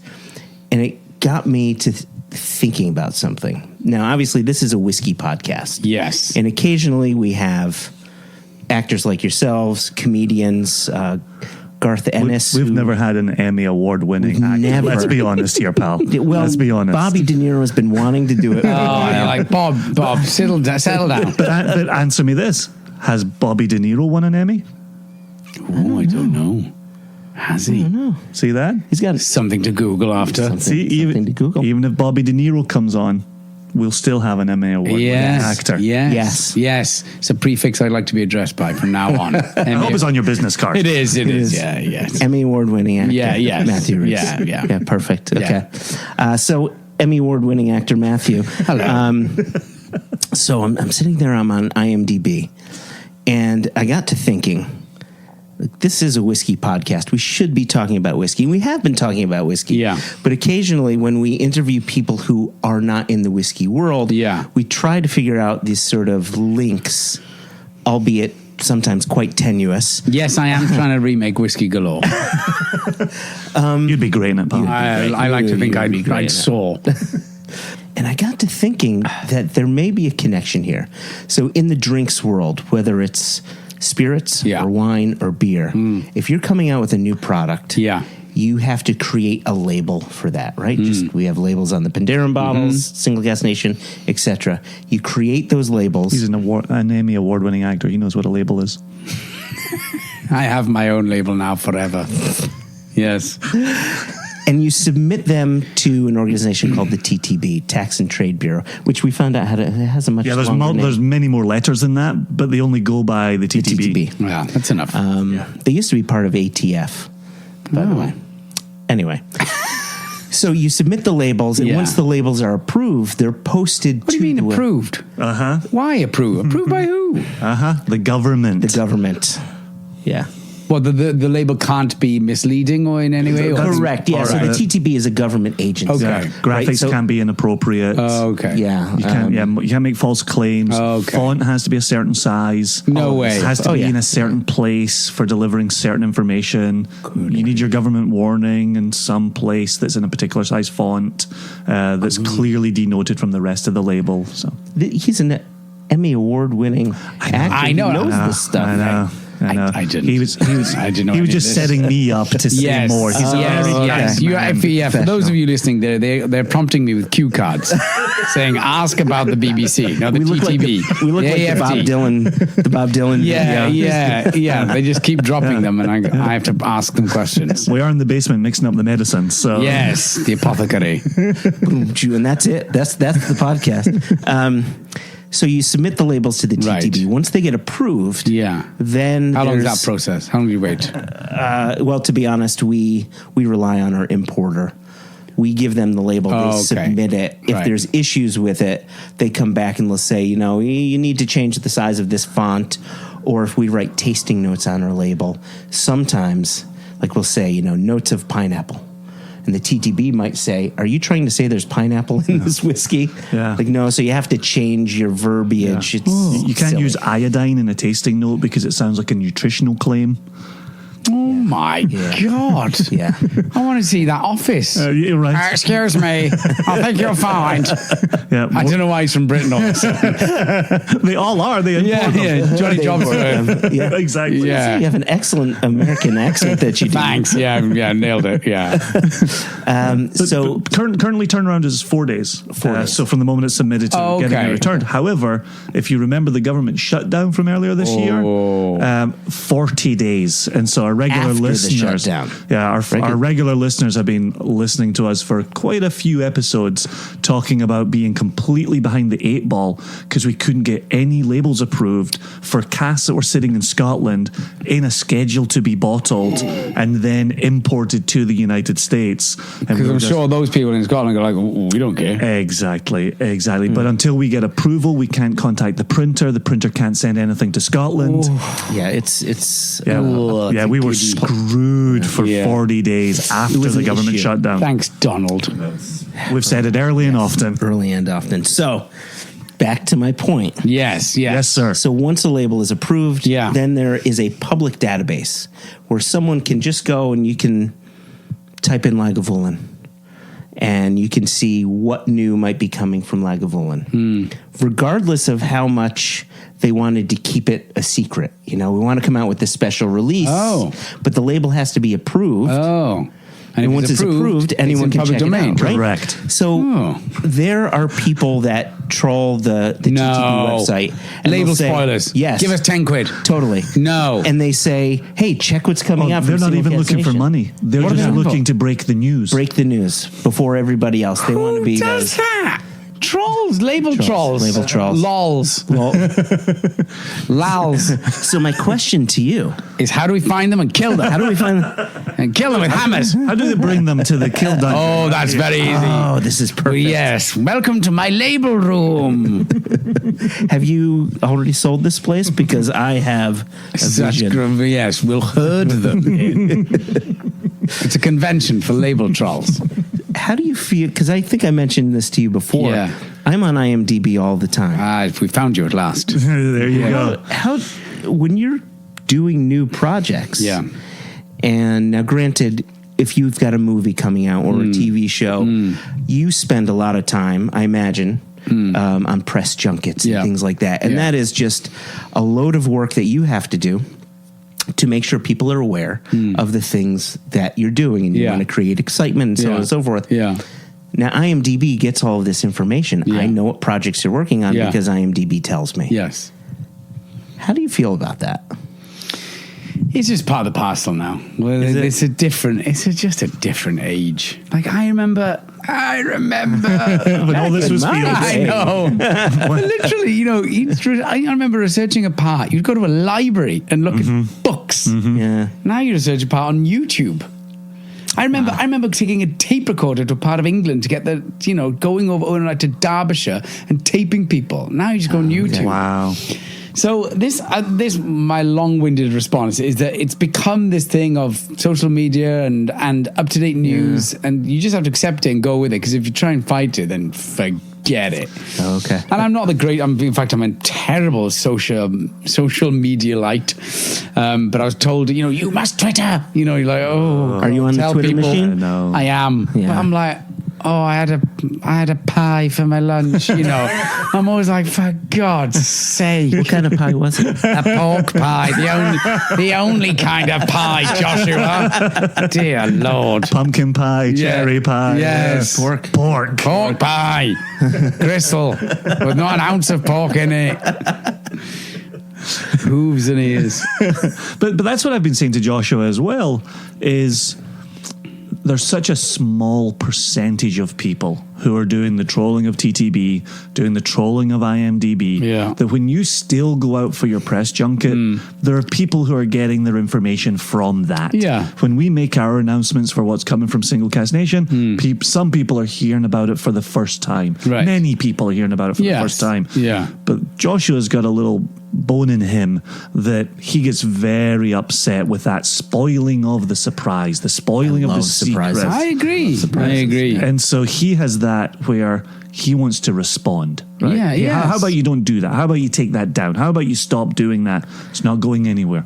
And if you address it, you might see some things coming back. Well, I never address it. I just. But you'd like to simmer. But you'd like to. I would love to. You would love to. Yes. I think we're of an age where you would go to the cinema, you'd see a trailer, Yes. and then you'd go to the cinema and you'd still go, oh my God, at these moments, because no one knew. or the only time you'd be at school and go, have you seen? Don't tell me, shut up. Absolutely. And that was it. And that's it. Yes. And then you'd go and experience it in a room full of people. Yes. Yep. If we want to show a movie to our kids, they ask to see the trailer. Yeah. And I mean, in the house, on the TV, they want to see the trailer before they watch the movie. Yeah. And I'm like, but don't you want to be surprised? The trailer's going to give you some high notes. And don't you want to be surprised? And they're like, no, I want to know that I'm going to like it. Yeah. And I want to know what the high notes are before I get into it. I know. It's like, wow. I know. We definitely didn't grow up like that. No, the change in the business now of when... So... The encrypted scripts now, it's crazy. The signing of NDAs before you read a script, all of that. These encrypted, you have passwords, and I'm getting more and more frustrated. Like, I'm putting in the password, I can't read the bloody thing. They're like, you can't type in. Like, it's not downloading. Or then you're like, oh, well, it says you've downloaded it once. Why didn't you read it? And it's like, what? I was going to read it tomorrow. Now it's on a timer. You're like, what? Oh, wow. There's all of that. You've only got 24 hours to read this. You're like, oh, for God's sake. Wow. And when we shoot movies now, you know, you're handed what they're called sides, the pages for the day. Mm-hmm. So they go, here are your sides in case you want to, you know, learn your words or refer to them. And back in the old day, you read them, they'd be lying everywhere, and you'd pick them up, and every crew member would have them. Now, just the cast to give them, and then you're asked to hand them back in at the end of the day, because the dumpster divers literally do that and dive in and try and form the script out of the sides. Holy crap. And like the Marvel, Star Wars, that stuff, it's like they're protecting plutonium. Yeah. It's unbelievable. Wow. Because Kerry just did Star Wars. You know, she saw Star Wars. It's coming out now in Christmas. I just panicked. I was like, wait, am I supposed to have seen that? Yes, it's been in the press. Are you kidding me? She's in Star Wars? She's in Star Wars. I had no idea. But the script stuff was just next level. Like, no one had a script. Yeah. You had to go to a special place and read the script and then memorize it. And, like, you'd get these pages that blew up and, you know. But isn't it interesting, again, that it's back to that level of spoiler, or it's that level of having information that somebody else doesn't have? Yeah. Like, the reward to me doesn't seem that great. No. And yet, if you've got those levels of protection, you know that there's a need to have those levels of protection. Yeah. So there are people doing this. Yeah. It's the sense of power of going. Right? Yeah. Right? Yeah, we just submitted a label that we actually removed the artwork. We had to remove all of the artwork. And so the artwork is black, but the cast details are on the label. So are you allowed to do that with the government? Yes. No, it got approved. I know, but yeah. Remember the part you put on that wasn't on the part that they approved? They're showing me the label now, and it's a picture of Donald Trump. And underneath, just give his hand, it says, so he's zooming in. Make single casks great again. Yeah. MSCGA. Yes, Miskiga. Rolls off the tongue. Yeah, so that's great. Now I have 2 6 degrees of Kevin Bacon for Star Wars. Okay. Who's the other one? John Ratzenberger. Oh. My father went to university with him, and they did a little, while they were in university, they did a little film together. No way. Of course, my dad became a chemist and did other things. But and he was in Empire. He was in one of the early scenes on Hoth. I think he had like 2 lines or something like that. So, great. Pretty cool. Yeah. Ready for another dram? Yeah, ready for another dram. And you had, what time is it? 2:57. Okay. Yeah. All right. Time is flying. So this dram, by the way, Yes. this is something. And do help yourself to my 2-year-old's. He's put out a rather little a number. No, in the I just realised his Ghostbusters thing is next to the which looks, I think, possibly made from an old whiskey is box. this? Yes. Oh, that's Was fantastic. it? No, it wasn't. That would have been great if I'd made a Ghostbusters ghost pack out of an old kind of Macallan 12. I'm glad he's digging Ghostbusters. Yeah. So I selected this one again because I'm an IMDb troll. So I saw that you're born in 1974. Correct. This whiskey was distilled in 1974. Good heavens. So It was distilled the month I was born. yes. What month was that? June of 74. Good heavens. Yeah. So They say that. Yeah. They even give the month. Yeah.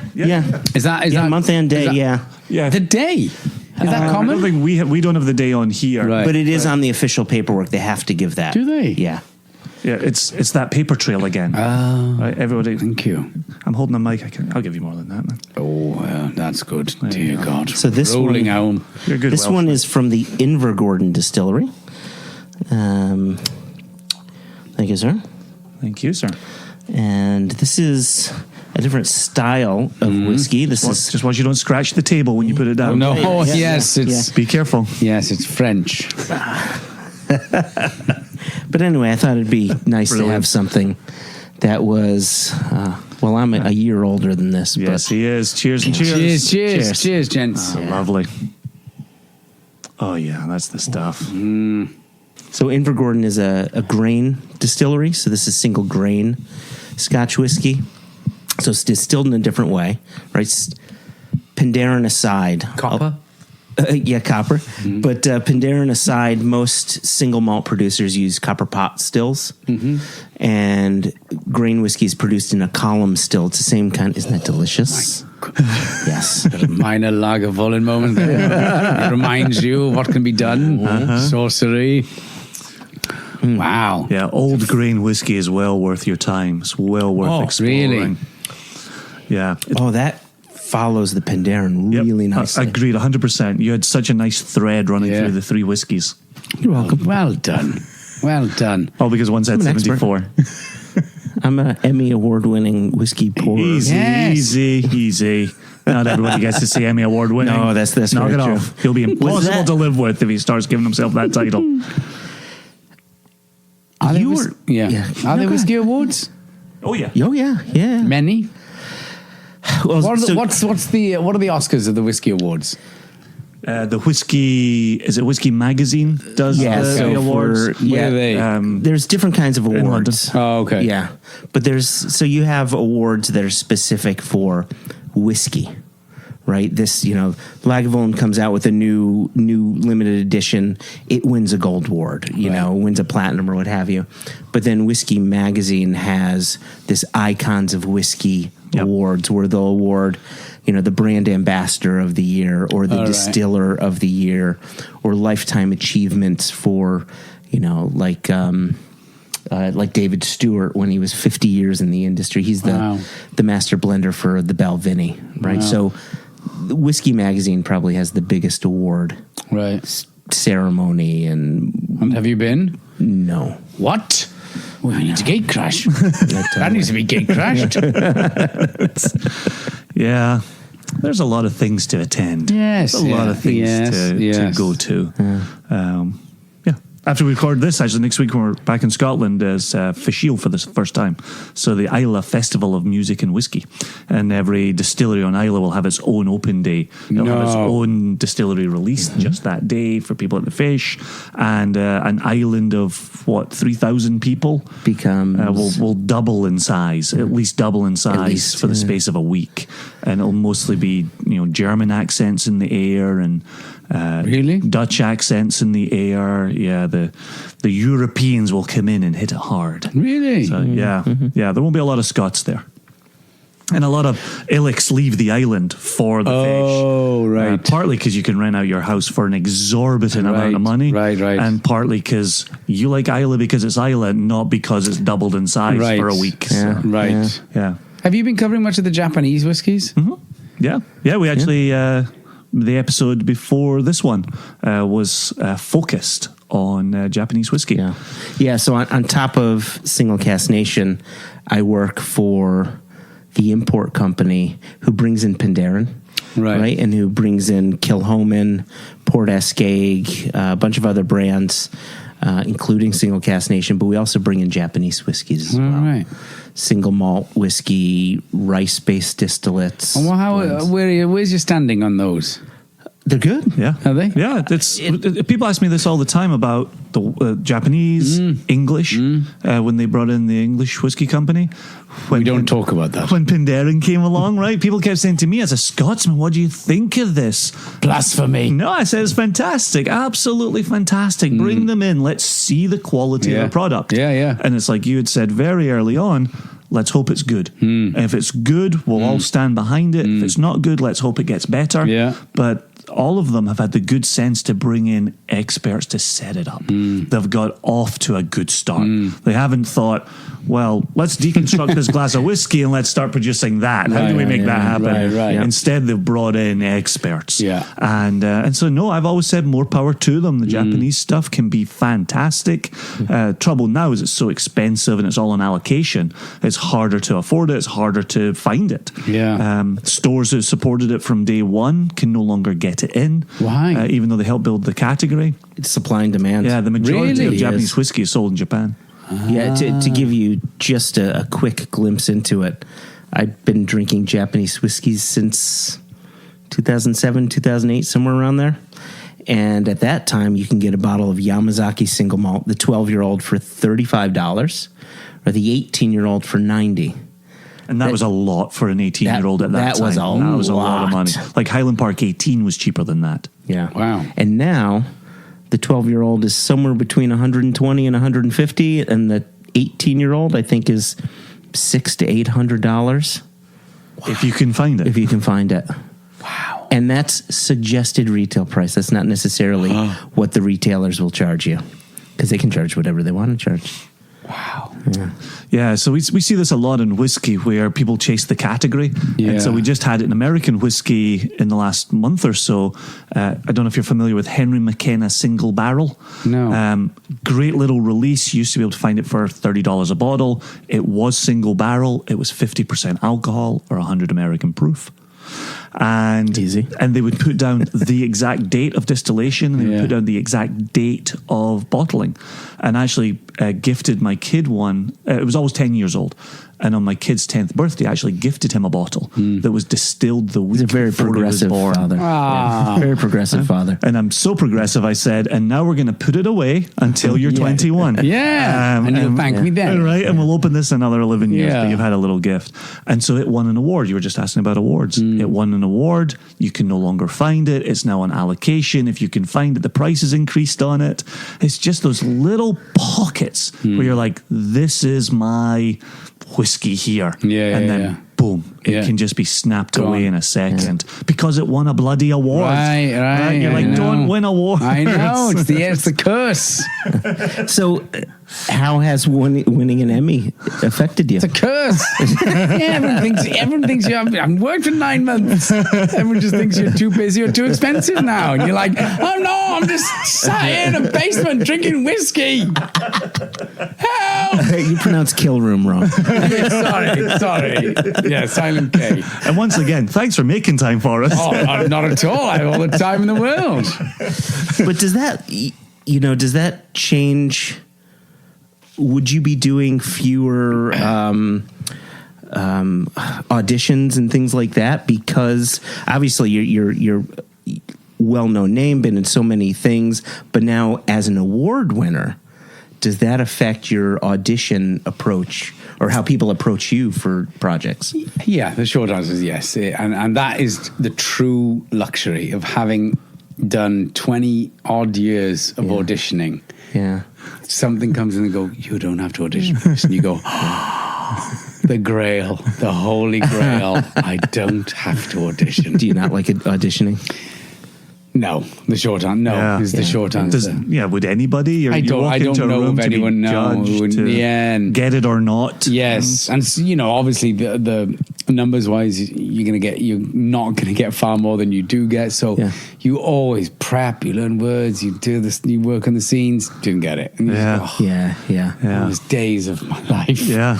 Do you start imagining yourself as that character going forward? Like, I think I could really do something with this. The worst thing is because some you can go back in 3 or 4 times, Can you come back in, meet producers, come back in, meet, have a chemistry read with the leading lady or man, come back, and by the 4th time you're kind of going, I might be in with a shot. The agent's going, it's between you and somebody else. It's close. You didn't get it. You're like, oh God. It's gone on for wind weeks. Out of your sails. Yeah, and you're like, you've pictured yourself in the costume. Like, how are you going to spend the money? And then you're like, oh, right. Back to the basement. Wow. Yeah, it's for me. Just listen to that. There's an echo of single cast selection in there as well. All right, let's hear it. Well, we're doing the same thing, right? Obviously, the single cast don't have feelings, but we're being sent a range of casks. We're being asked to make a selection in there. We're judging them. We're deciding, are we going to keep it? Are we not? Will this get to star in the Single Cast Nation livery? Or will this return to a dark warehouse corner? And we pluck it out, Joshua. We pluck it out. You're the ones with the power. You're the power. You're the puppeteers. We are the Steven Spielberg. I was going to say, you're the 2 men behind the curtains. You bastards. Pay no attention to the 2 men behind the curtains. Yes, pay no attention to the men in front of you with whiskey and microphones. It's like I say to my kids, I'm kind of a big deal. Yes. Yeah, in the whiskey world. You decision makers. So we got a few questions that came in from some of our listeners. Yes. One being, where's the Isle of Jura? Yes. Spell Glenmorangie. So I'll just read a couple here if you don't mind. God. So the first one I'll is... start with geography for 10. You'll like this. It's from a gentleman by the name of Vlad Metric. That's my dad. Yeah. Proud Russian fellow. Yes. And he says, has doing the Americans given you a better understanding of the Russian people? And if so, what are some realizations or conclusions that you have had? My realizations and conclusions, I'm sure, will be met with a chorus of people going, well, we all know that. That's nothing new, you half-wit. Yes, it was just maybe reinforced, I should say. Oh, there we go. Okay. But in the research I did, I just kept saying the same thing, going, God, they're so tough. But when you read about like Russian special forces, Russian special agents, you just go, oh my God, next level mental tough. And I remember there's a great documentary called The Red Army about the ice hockey team. Okay. And that was a real insight to me about because, as a Western actor, you challenge the script, you kind of go, I don't know if this is, it's a funny balance to do because Joe Weisberg, who's former CIA agent, wrote very specifically for the Russians, obviously. And we would come in going, I don't know if this is going to come across well. And he goes, but this is what they did. And so the balance is going, this is going to go to an American audience, British audience, whatever. So you kind of have to juggle this, one half of this kind of cold, calculated, but you also have to make it, in a human way, interesting and appealing and accessible. Yeah. So that was a part of the challenge of the Americans, is kind of going, I know they're Russian, I know they're special, I know they're director at S, they're these highly trained people, but they also have to be, I think, accessible to an audience. Otherwise, you don't care. Right. Exactly. Right. So that was always the balance. There was a lot of me always going, oh, this wouldn't happen. And they go, it did happen. You go, ooh, they're tough. Yeah. Yeah. So that's one thing I kind of reinforce, is how tough they were. There you go. Wow. Yeah, good. Another one from Michael Bloom. This is a bit of a long-winded question, so please. I'll bear with you. Yeah. Wake me up when it's over. Yeah. He says, my question is about cultural specificity. So I loved The Americans in part because it was a serious show firmly anchored in the USA of the 1980s when I became socially and politically aware. I found the Day After episode particularly poignant because I saw the characters react to a cultural phenomenon that I vividly remember, including going to school the day after, and the doomsday discussions that occurred simultaneously across the country. And basically what he wants to know is, as a boy growing up in Wales, did you have a similar reaction to that? And how did you react to that? I don't think it was as kind of lasered as The Day After as it was in the United States. Yeah. We certainly had that hanging over our heads with, nuclear holocaust and sure. There was that, that kind of tragic incident with Chernobyl that affected us. And, I remember my uncle's farms being the kind of the sheep being scanned for radiation. You kind of go, oh my God. But what I remember vividly, there was a children's book author called Raymond Briggs, I don't know if you remember, The Snowman, and he wrote this book called When the Wind Blows, which was about nuclear fallout. Yeah. And I remember that realization going, oh, this is dark. Oh, wait, this is bad. Oh, if there is nuclear war, we're really in trouble. Yeah. And we were that much closer to Russia than the United States. Sure. So, we had, there was something called Threads that was on television, and there was a number of things that put the fear of God in us about, a possible... I don't remember Threads. What was Threads? I was young, but I remember, it was either a TV drama or a film. I think it was a TV drama about nuclear holocaust. It was on kind of early 80s. Okay. Huh. It kind of terrified me at the time. They were going, "Oh, we're doomed. Being under the table ain't gonna work." Yeah. You had stop, drop, and roll, or duck and cover. Yeah. Take the doors off and lean them against the wall. Yeah. Like, who's got the flathead screwdriver? Have we got time for this? Oh, my eyes are burning. Yeah. You know, all you're doing is busying yourself, so you're not actually worried about the end of your life. Exactly. Going, help me with this door. Oh, that hinge took the skin off my finger. Yeah. My skull's melting. I don't want to spoil the ending since you mentioned it. When the Wind Blows with Raymond Briggs. I don't want to. We've got listeners who may go out and look for it. There was also an adaptation of it for the screen, even if it was the TV. Yeah. But all I want to say is the end of that is so poignant. I know. And speaks to what you're talking about right there. It's well worth exploring, well worth searching out. My kids are big Raymond Briggs fans. Are they? Yeah, I'm doing something right. Fungus the Bogeyman. And just for our listeners, As the Wind Blows, totally different from As the World Turns, which is a U.S. soap opera. But very similar to General Hospital. But very similar. Very similar. With Carney, or whatever her name was, in Southern. Carney's are different people in it.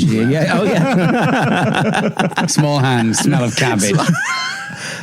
Donald Trump. Bingo. It's traveling folk.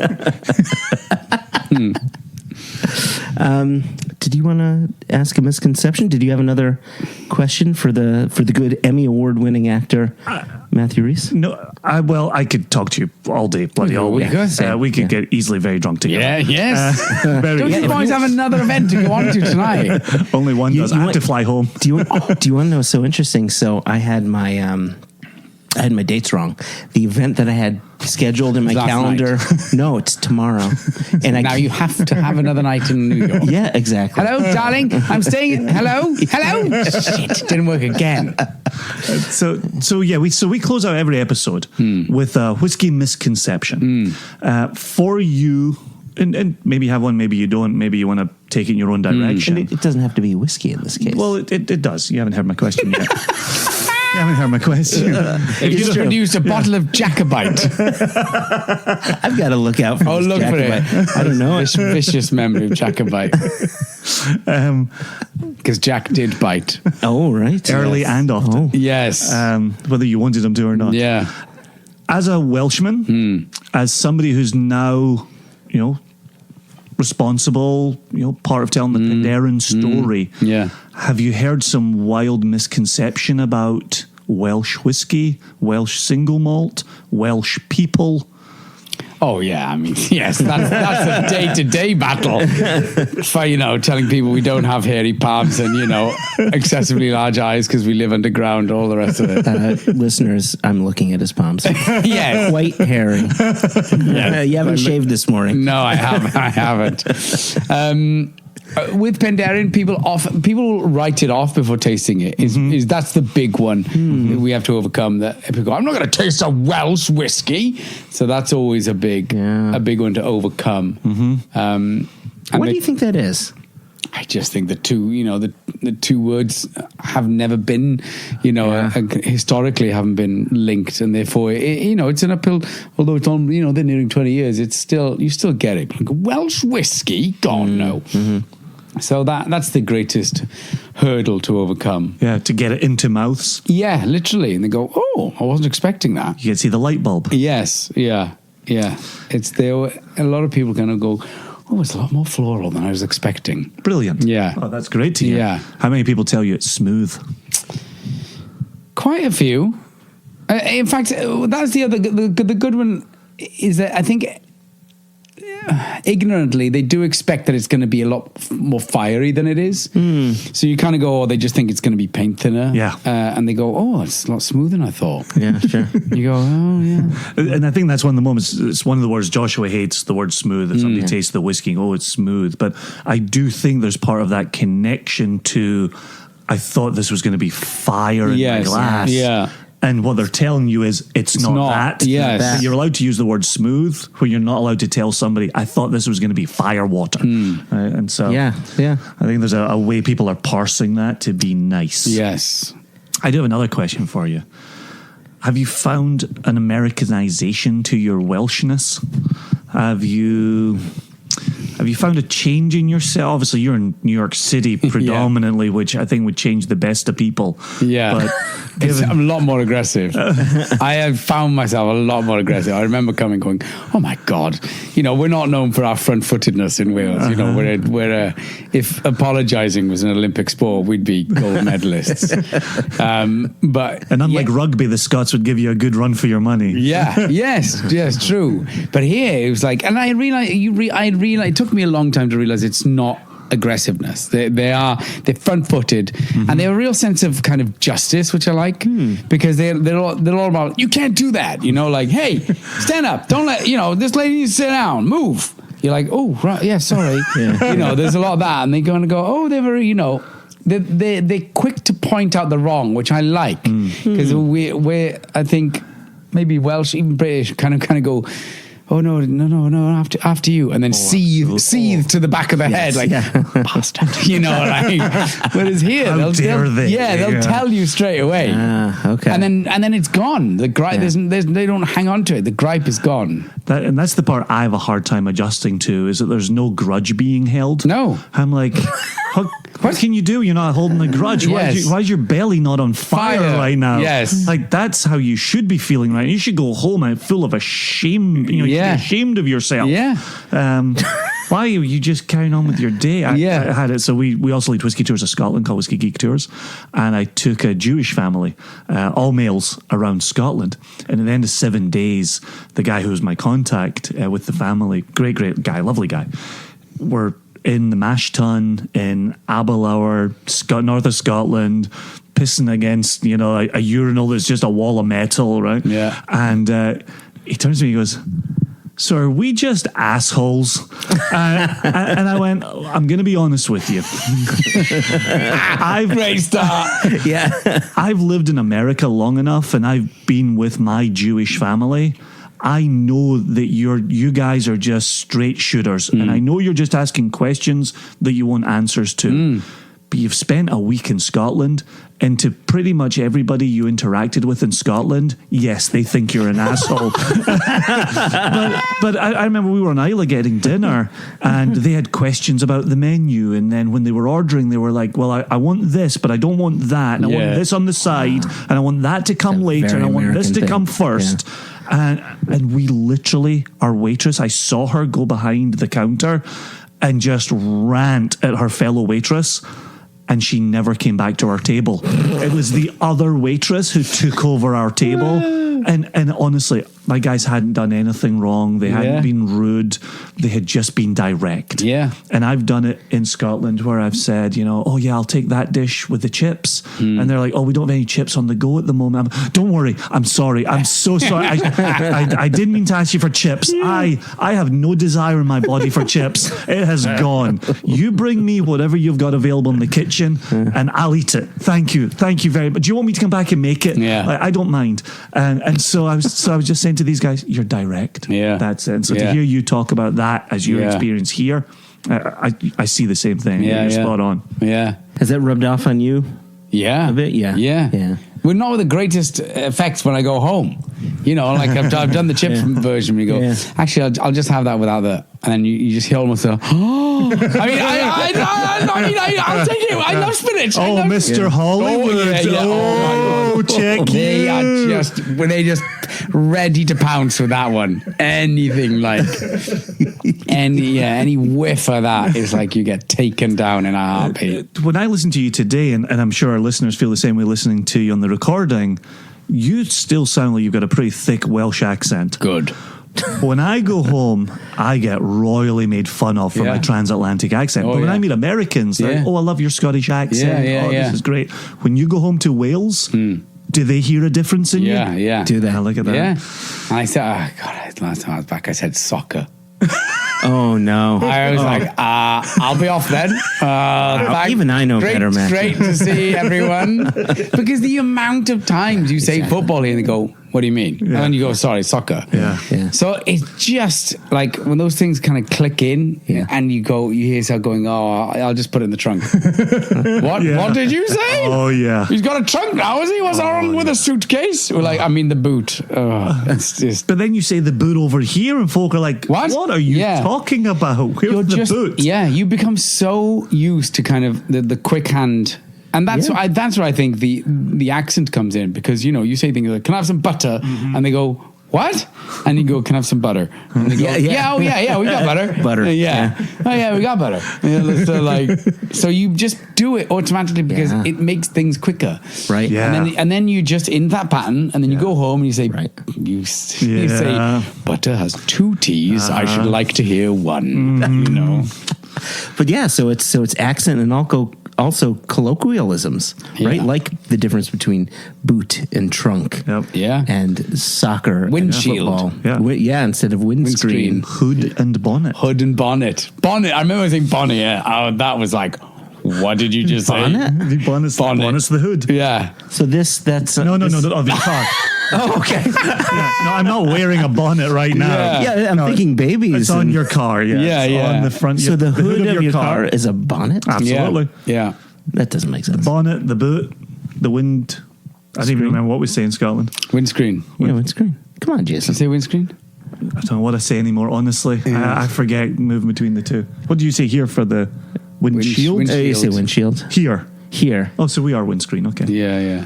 But when I go over, I say windscreen. I try to throw down as best I can. Well done. This man asked for the bill today. We were at the No cafe way. just down the road. He asked for the bill. I've always asked for the bill. Have you? I've always asked for the bill. I was telling him. I never asked for the check. When you move to America, the first thing they teach you is don't ask for the bill. Ask for the check. They beat it into you. But a check, again, and the reason why a check never made sense is if you asked for a check, it didn't come through. Everybody, Matthew Rhys just burped. And panicked. He got nervous. Shit. He went in midway through a great story. Oh, they let a Wookiee in. Yeah. It's amazing. Matthew Rhys is a human being. It's amazing. Nobody knew it until this moment. Cat's out of the bag.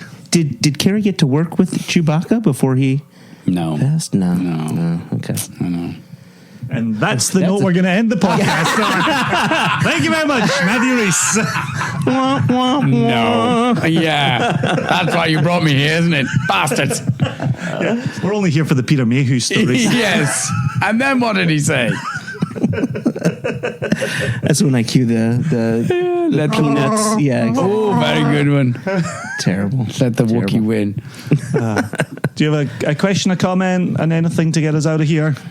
We asked about misconceptions. Well, Jason asked about the misconception regarding Penderyn and Welsh whiskey. What about a misconception regarding... Do you want a little more? I don't know. I need incredibly... please. Yeah, take some of that. A small dram of... Please. That is something... This with you, so I want some of that. Thank you. Well, yes, but that... Yeah, so this is from Sean. She wanted us to open it together, but the rest is yours. Thank you. And I have to meet with the head of FX now. Right. Anyway, there's a story. It's a pitch meeting. There's this bloke. No, hang on. Oh, fuck. Drink this.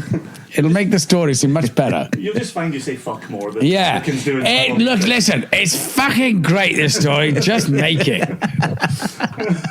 Thank you, sir. Cheers.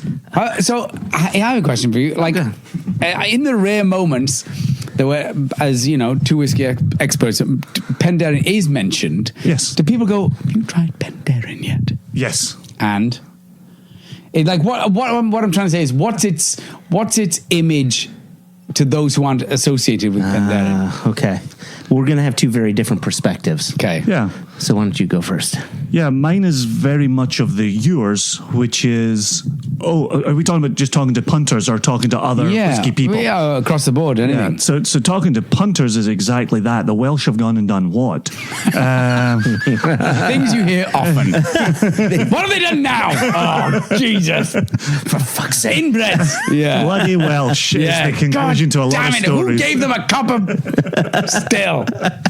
But I do think when you can show lasting power over 20 years, when I get to say I was at the distillery, I saw it being produced, I've seen it grow, the fact you get to tell them about Jim Swan being there in the early days and things that Jim Swan championed for that spirit, especially with the cask finishing and how that would complement the spirit, not get in the way of the spirit, or even counter the spirit. People are ready to hear stories. Right. We talk about on the podcast a lot.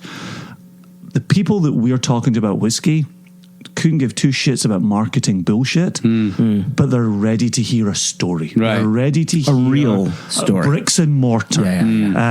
Tell me how they make it. Right. Tell me about production. Tell me how this got to be here. Right. Tell me why that works with Madeira. Right. So there's a lot to the tale. And 20 years in, there's still another 100 years of telling that tale, 100, 200 years of telling that tale. But the fact you've been able to tell that tale for 20 years, very positive. Yeah. Like Aaron, from 95 now to 2019. Yeah. There's a lot, it's established. I think people like it to know it's established. Yeah. If you go, Penderyn opened 3 years ago, they go, this could be anything. When Penderyn opened 20 years ago, now they're building a second distillery, just like Aaron. I've just opened a second distillery.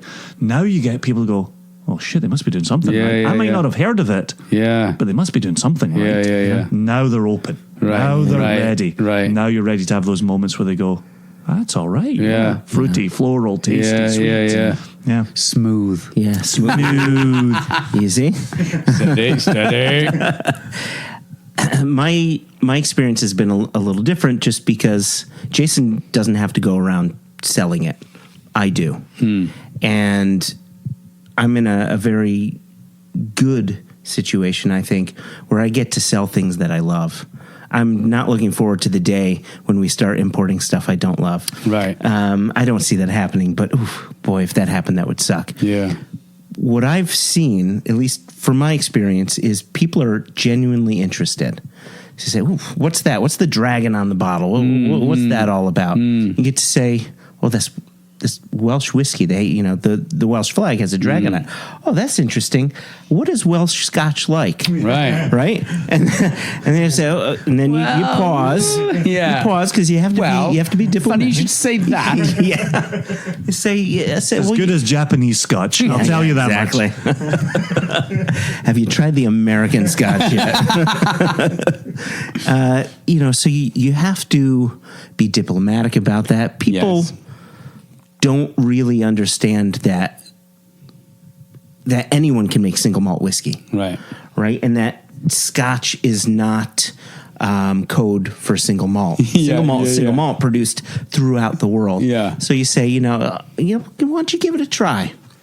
I say, I like that. That's different. I say it is different. What the Welsh what Penderyn's trying to do here is something very different from Scotch. This is not Scotch single malt. This is Welsh single malt. And then, so you have to kind of do that and try to educate them in a very diplomatic way. You could, be confrontational, say, what did you just say? What did you just say? Backhand them. Yes. Get out. But I find people are genuinely interested and surprised. Right. And what I really like about Penderyn and their story, right back to stories, is you've got this distillery built in 99, distilling in 2000, first distillery in around 100 years or so. And they found themselves in a very unique and rare opportunity to say, guys, we are going to be the face of single malt whiskey from Wales. Wales, I know. Right? People know, or they either know or think they know what Scotch is and what Scotch tastes like. And they're saying, no, we have to make something different. And here's what it is. And here's that first step forward. And that first impression, back to what we were saying before, where I said, were you nervous about Penderyn? Right? Were you nervous that it could have been shit? Or it could have been something that just didn't hit the market. People did not fall in love with it. But I'm thankfully finding people are quite interested in it. They think the flavor is unique, that it's different. And what's very cool is as I'm taking people through, say, the first one, second one, third one, and so forth, you're able to find a common thread. That there's a DNA to Penderyn that is so pretty, so fruity and floral and sometimes delicate. And when I can teach people about that, that's, again, a light bulb moment. Like, okay, I really see what they're doing now. And I like that. Yeah. I like that part of it. Yeah, I agree. Yeah, for me, the problem is the word Scotch, right? Yeah. And it's because Scotch comes from Scotland, and you cannot make it anywhere else. Yeah. And if we said, oh, the Welsh are making a spirit that's from a category that you're familiar with, to me it would be like beer, right? Yeah. You wouldn't compare a Pilsner to a stout, a porter to a goza. And so you can travel the world, exploring those different aspects of this category beer. I think if people better understood whiskey writ large, they'd be like, oh, that's made in Ireland, and that's made in Wales, and that's made in Kentucky, and that's made in Seattle. I think people would have more fun exploring the category as opposed to blends lead the category and the rest of us are just educating on the fly after that. We're still educating people on single malt. We're certainly still educating people on single cask. Right. And so there's so much within the category that when people are just focused on Scotch, that one word, they miss out so much more. Right, because you have, and I've heard this so many times. I like Scotch, but I'm not a fan of whiskey. It's like, okay, all right. What's your next question? What's your answer after that? Right. Oh, where do I go from here? Right. Yeah. And it's comments like that when Jason and I were first conceiving this idea of a podcast, we wanted that closer, that misconception, which is Scotch is not whiskey. Oh wait, Scotch is whiskey. Yeah. And what is that teachable moment in a diplomatic way? What is that teachable moment? So that's our first response to that type of question is, let's unpack what you just said. Let's take the words in your sentence and show you how wrong you are. How stupid you are. Diplomatically without saying the quiet part out loud. Dunce. Get into my kill room. Okay. On that note, we're going to draw it to a close. Wait, did I have a... Did you press record? Oh, shit. Oh, it's the red light's meant to be on. So let me one final question for you. Yeah. Did you have any misconceptions about the acting world that you had to come to terms with? I thought it was this, but oh boy, it's something completely different. It's sort of changed, and we touched upon it. It was the advent of social media it's become weird. It's kind of caught up in this weird thing now, whereby social media is such a huge part of it. The term celebrity, which I loathe, is now kind of journalists often refer to you as a celebrity, and you go, how the fuck does that mean? So I've seen it evolve, and I didn't think it would become that. I didn't think there would be this. I find more and more the marketing, you find yourself doing marketing stuff going, I just wanted to act. I didn't want to be doing pieces to camera going, follow me when we go on this. What am I doing? Like, do you know what I mean? So marketing and that social media aspect are evolving into this slight beast that I'm not too in love with. And that certainly wasn't what I signed up for. I went, I suppose I started acting because I would sit in a large dark room with a lot of people watching something that Steven Spielberg directed. Yeah. And that's what I want to do. You want to give those people that magic, not kind of going, I'm having a pork pie for my lunch. We say the same things. We just want to select casks. Yeah. But it's Instagram and Facebook and we're very fortunate where we have a great community on Facebook, hugely supportive, wonderful brand ambassadors for our Single Cask Nation. Right. So that part isn't a problem. Right. But the having a presence. Or the thing that Mondays are my spreadsheet days. And it's spreadsheet day. And you better believe I drink during spreadsheet day. Yeah. But it's like, I got in this to select casks and put great casks in front of people. I want to talk about whiskey. Yeah. And here I am plugging in spreadsheets, which is necessary. And I think that's the kind of the wise part of understanding the evolution is to say it's necessary. Yeah. Still get to do the acting, still get to select the whiskey. Yeah. It's necessary. It's necessary to do all these other things as well. From my agent. It's necessary. He texted me right before this and said, if you could get in the necessary part, I'd really appreciate it. Yeah, checks in the post. And so how audible are your eyes rolling back when he says it's necessary? He can hear it hitting my front lobe, going like a rollout on a 35mm projector. That's perfect. I can hear them rolling over the phone. Well, it's necessary for me to keep my sanity. That's it. That's exactly it. Yeah.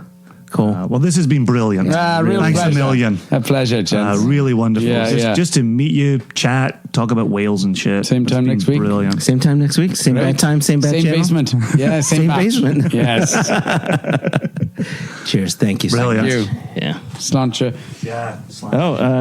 Yachida. Oh, Yachida. Now it's official. Now it's official.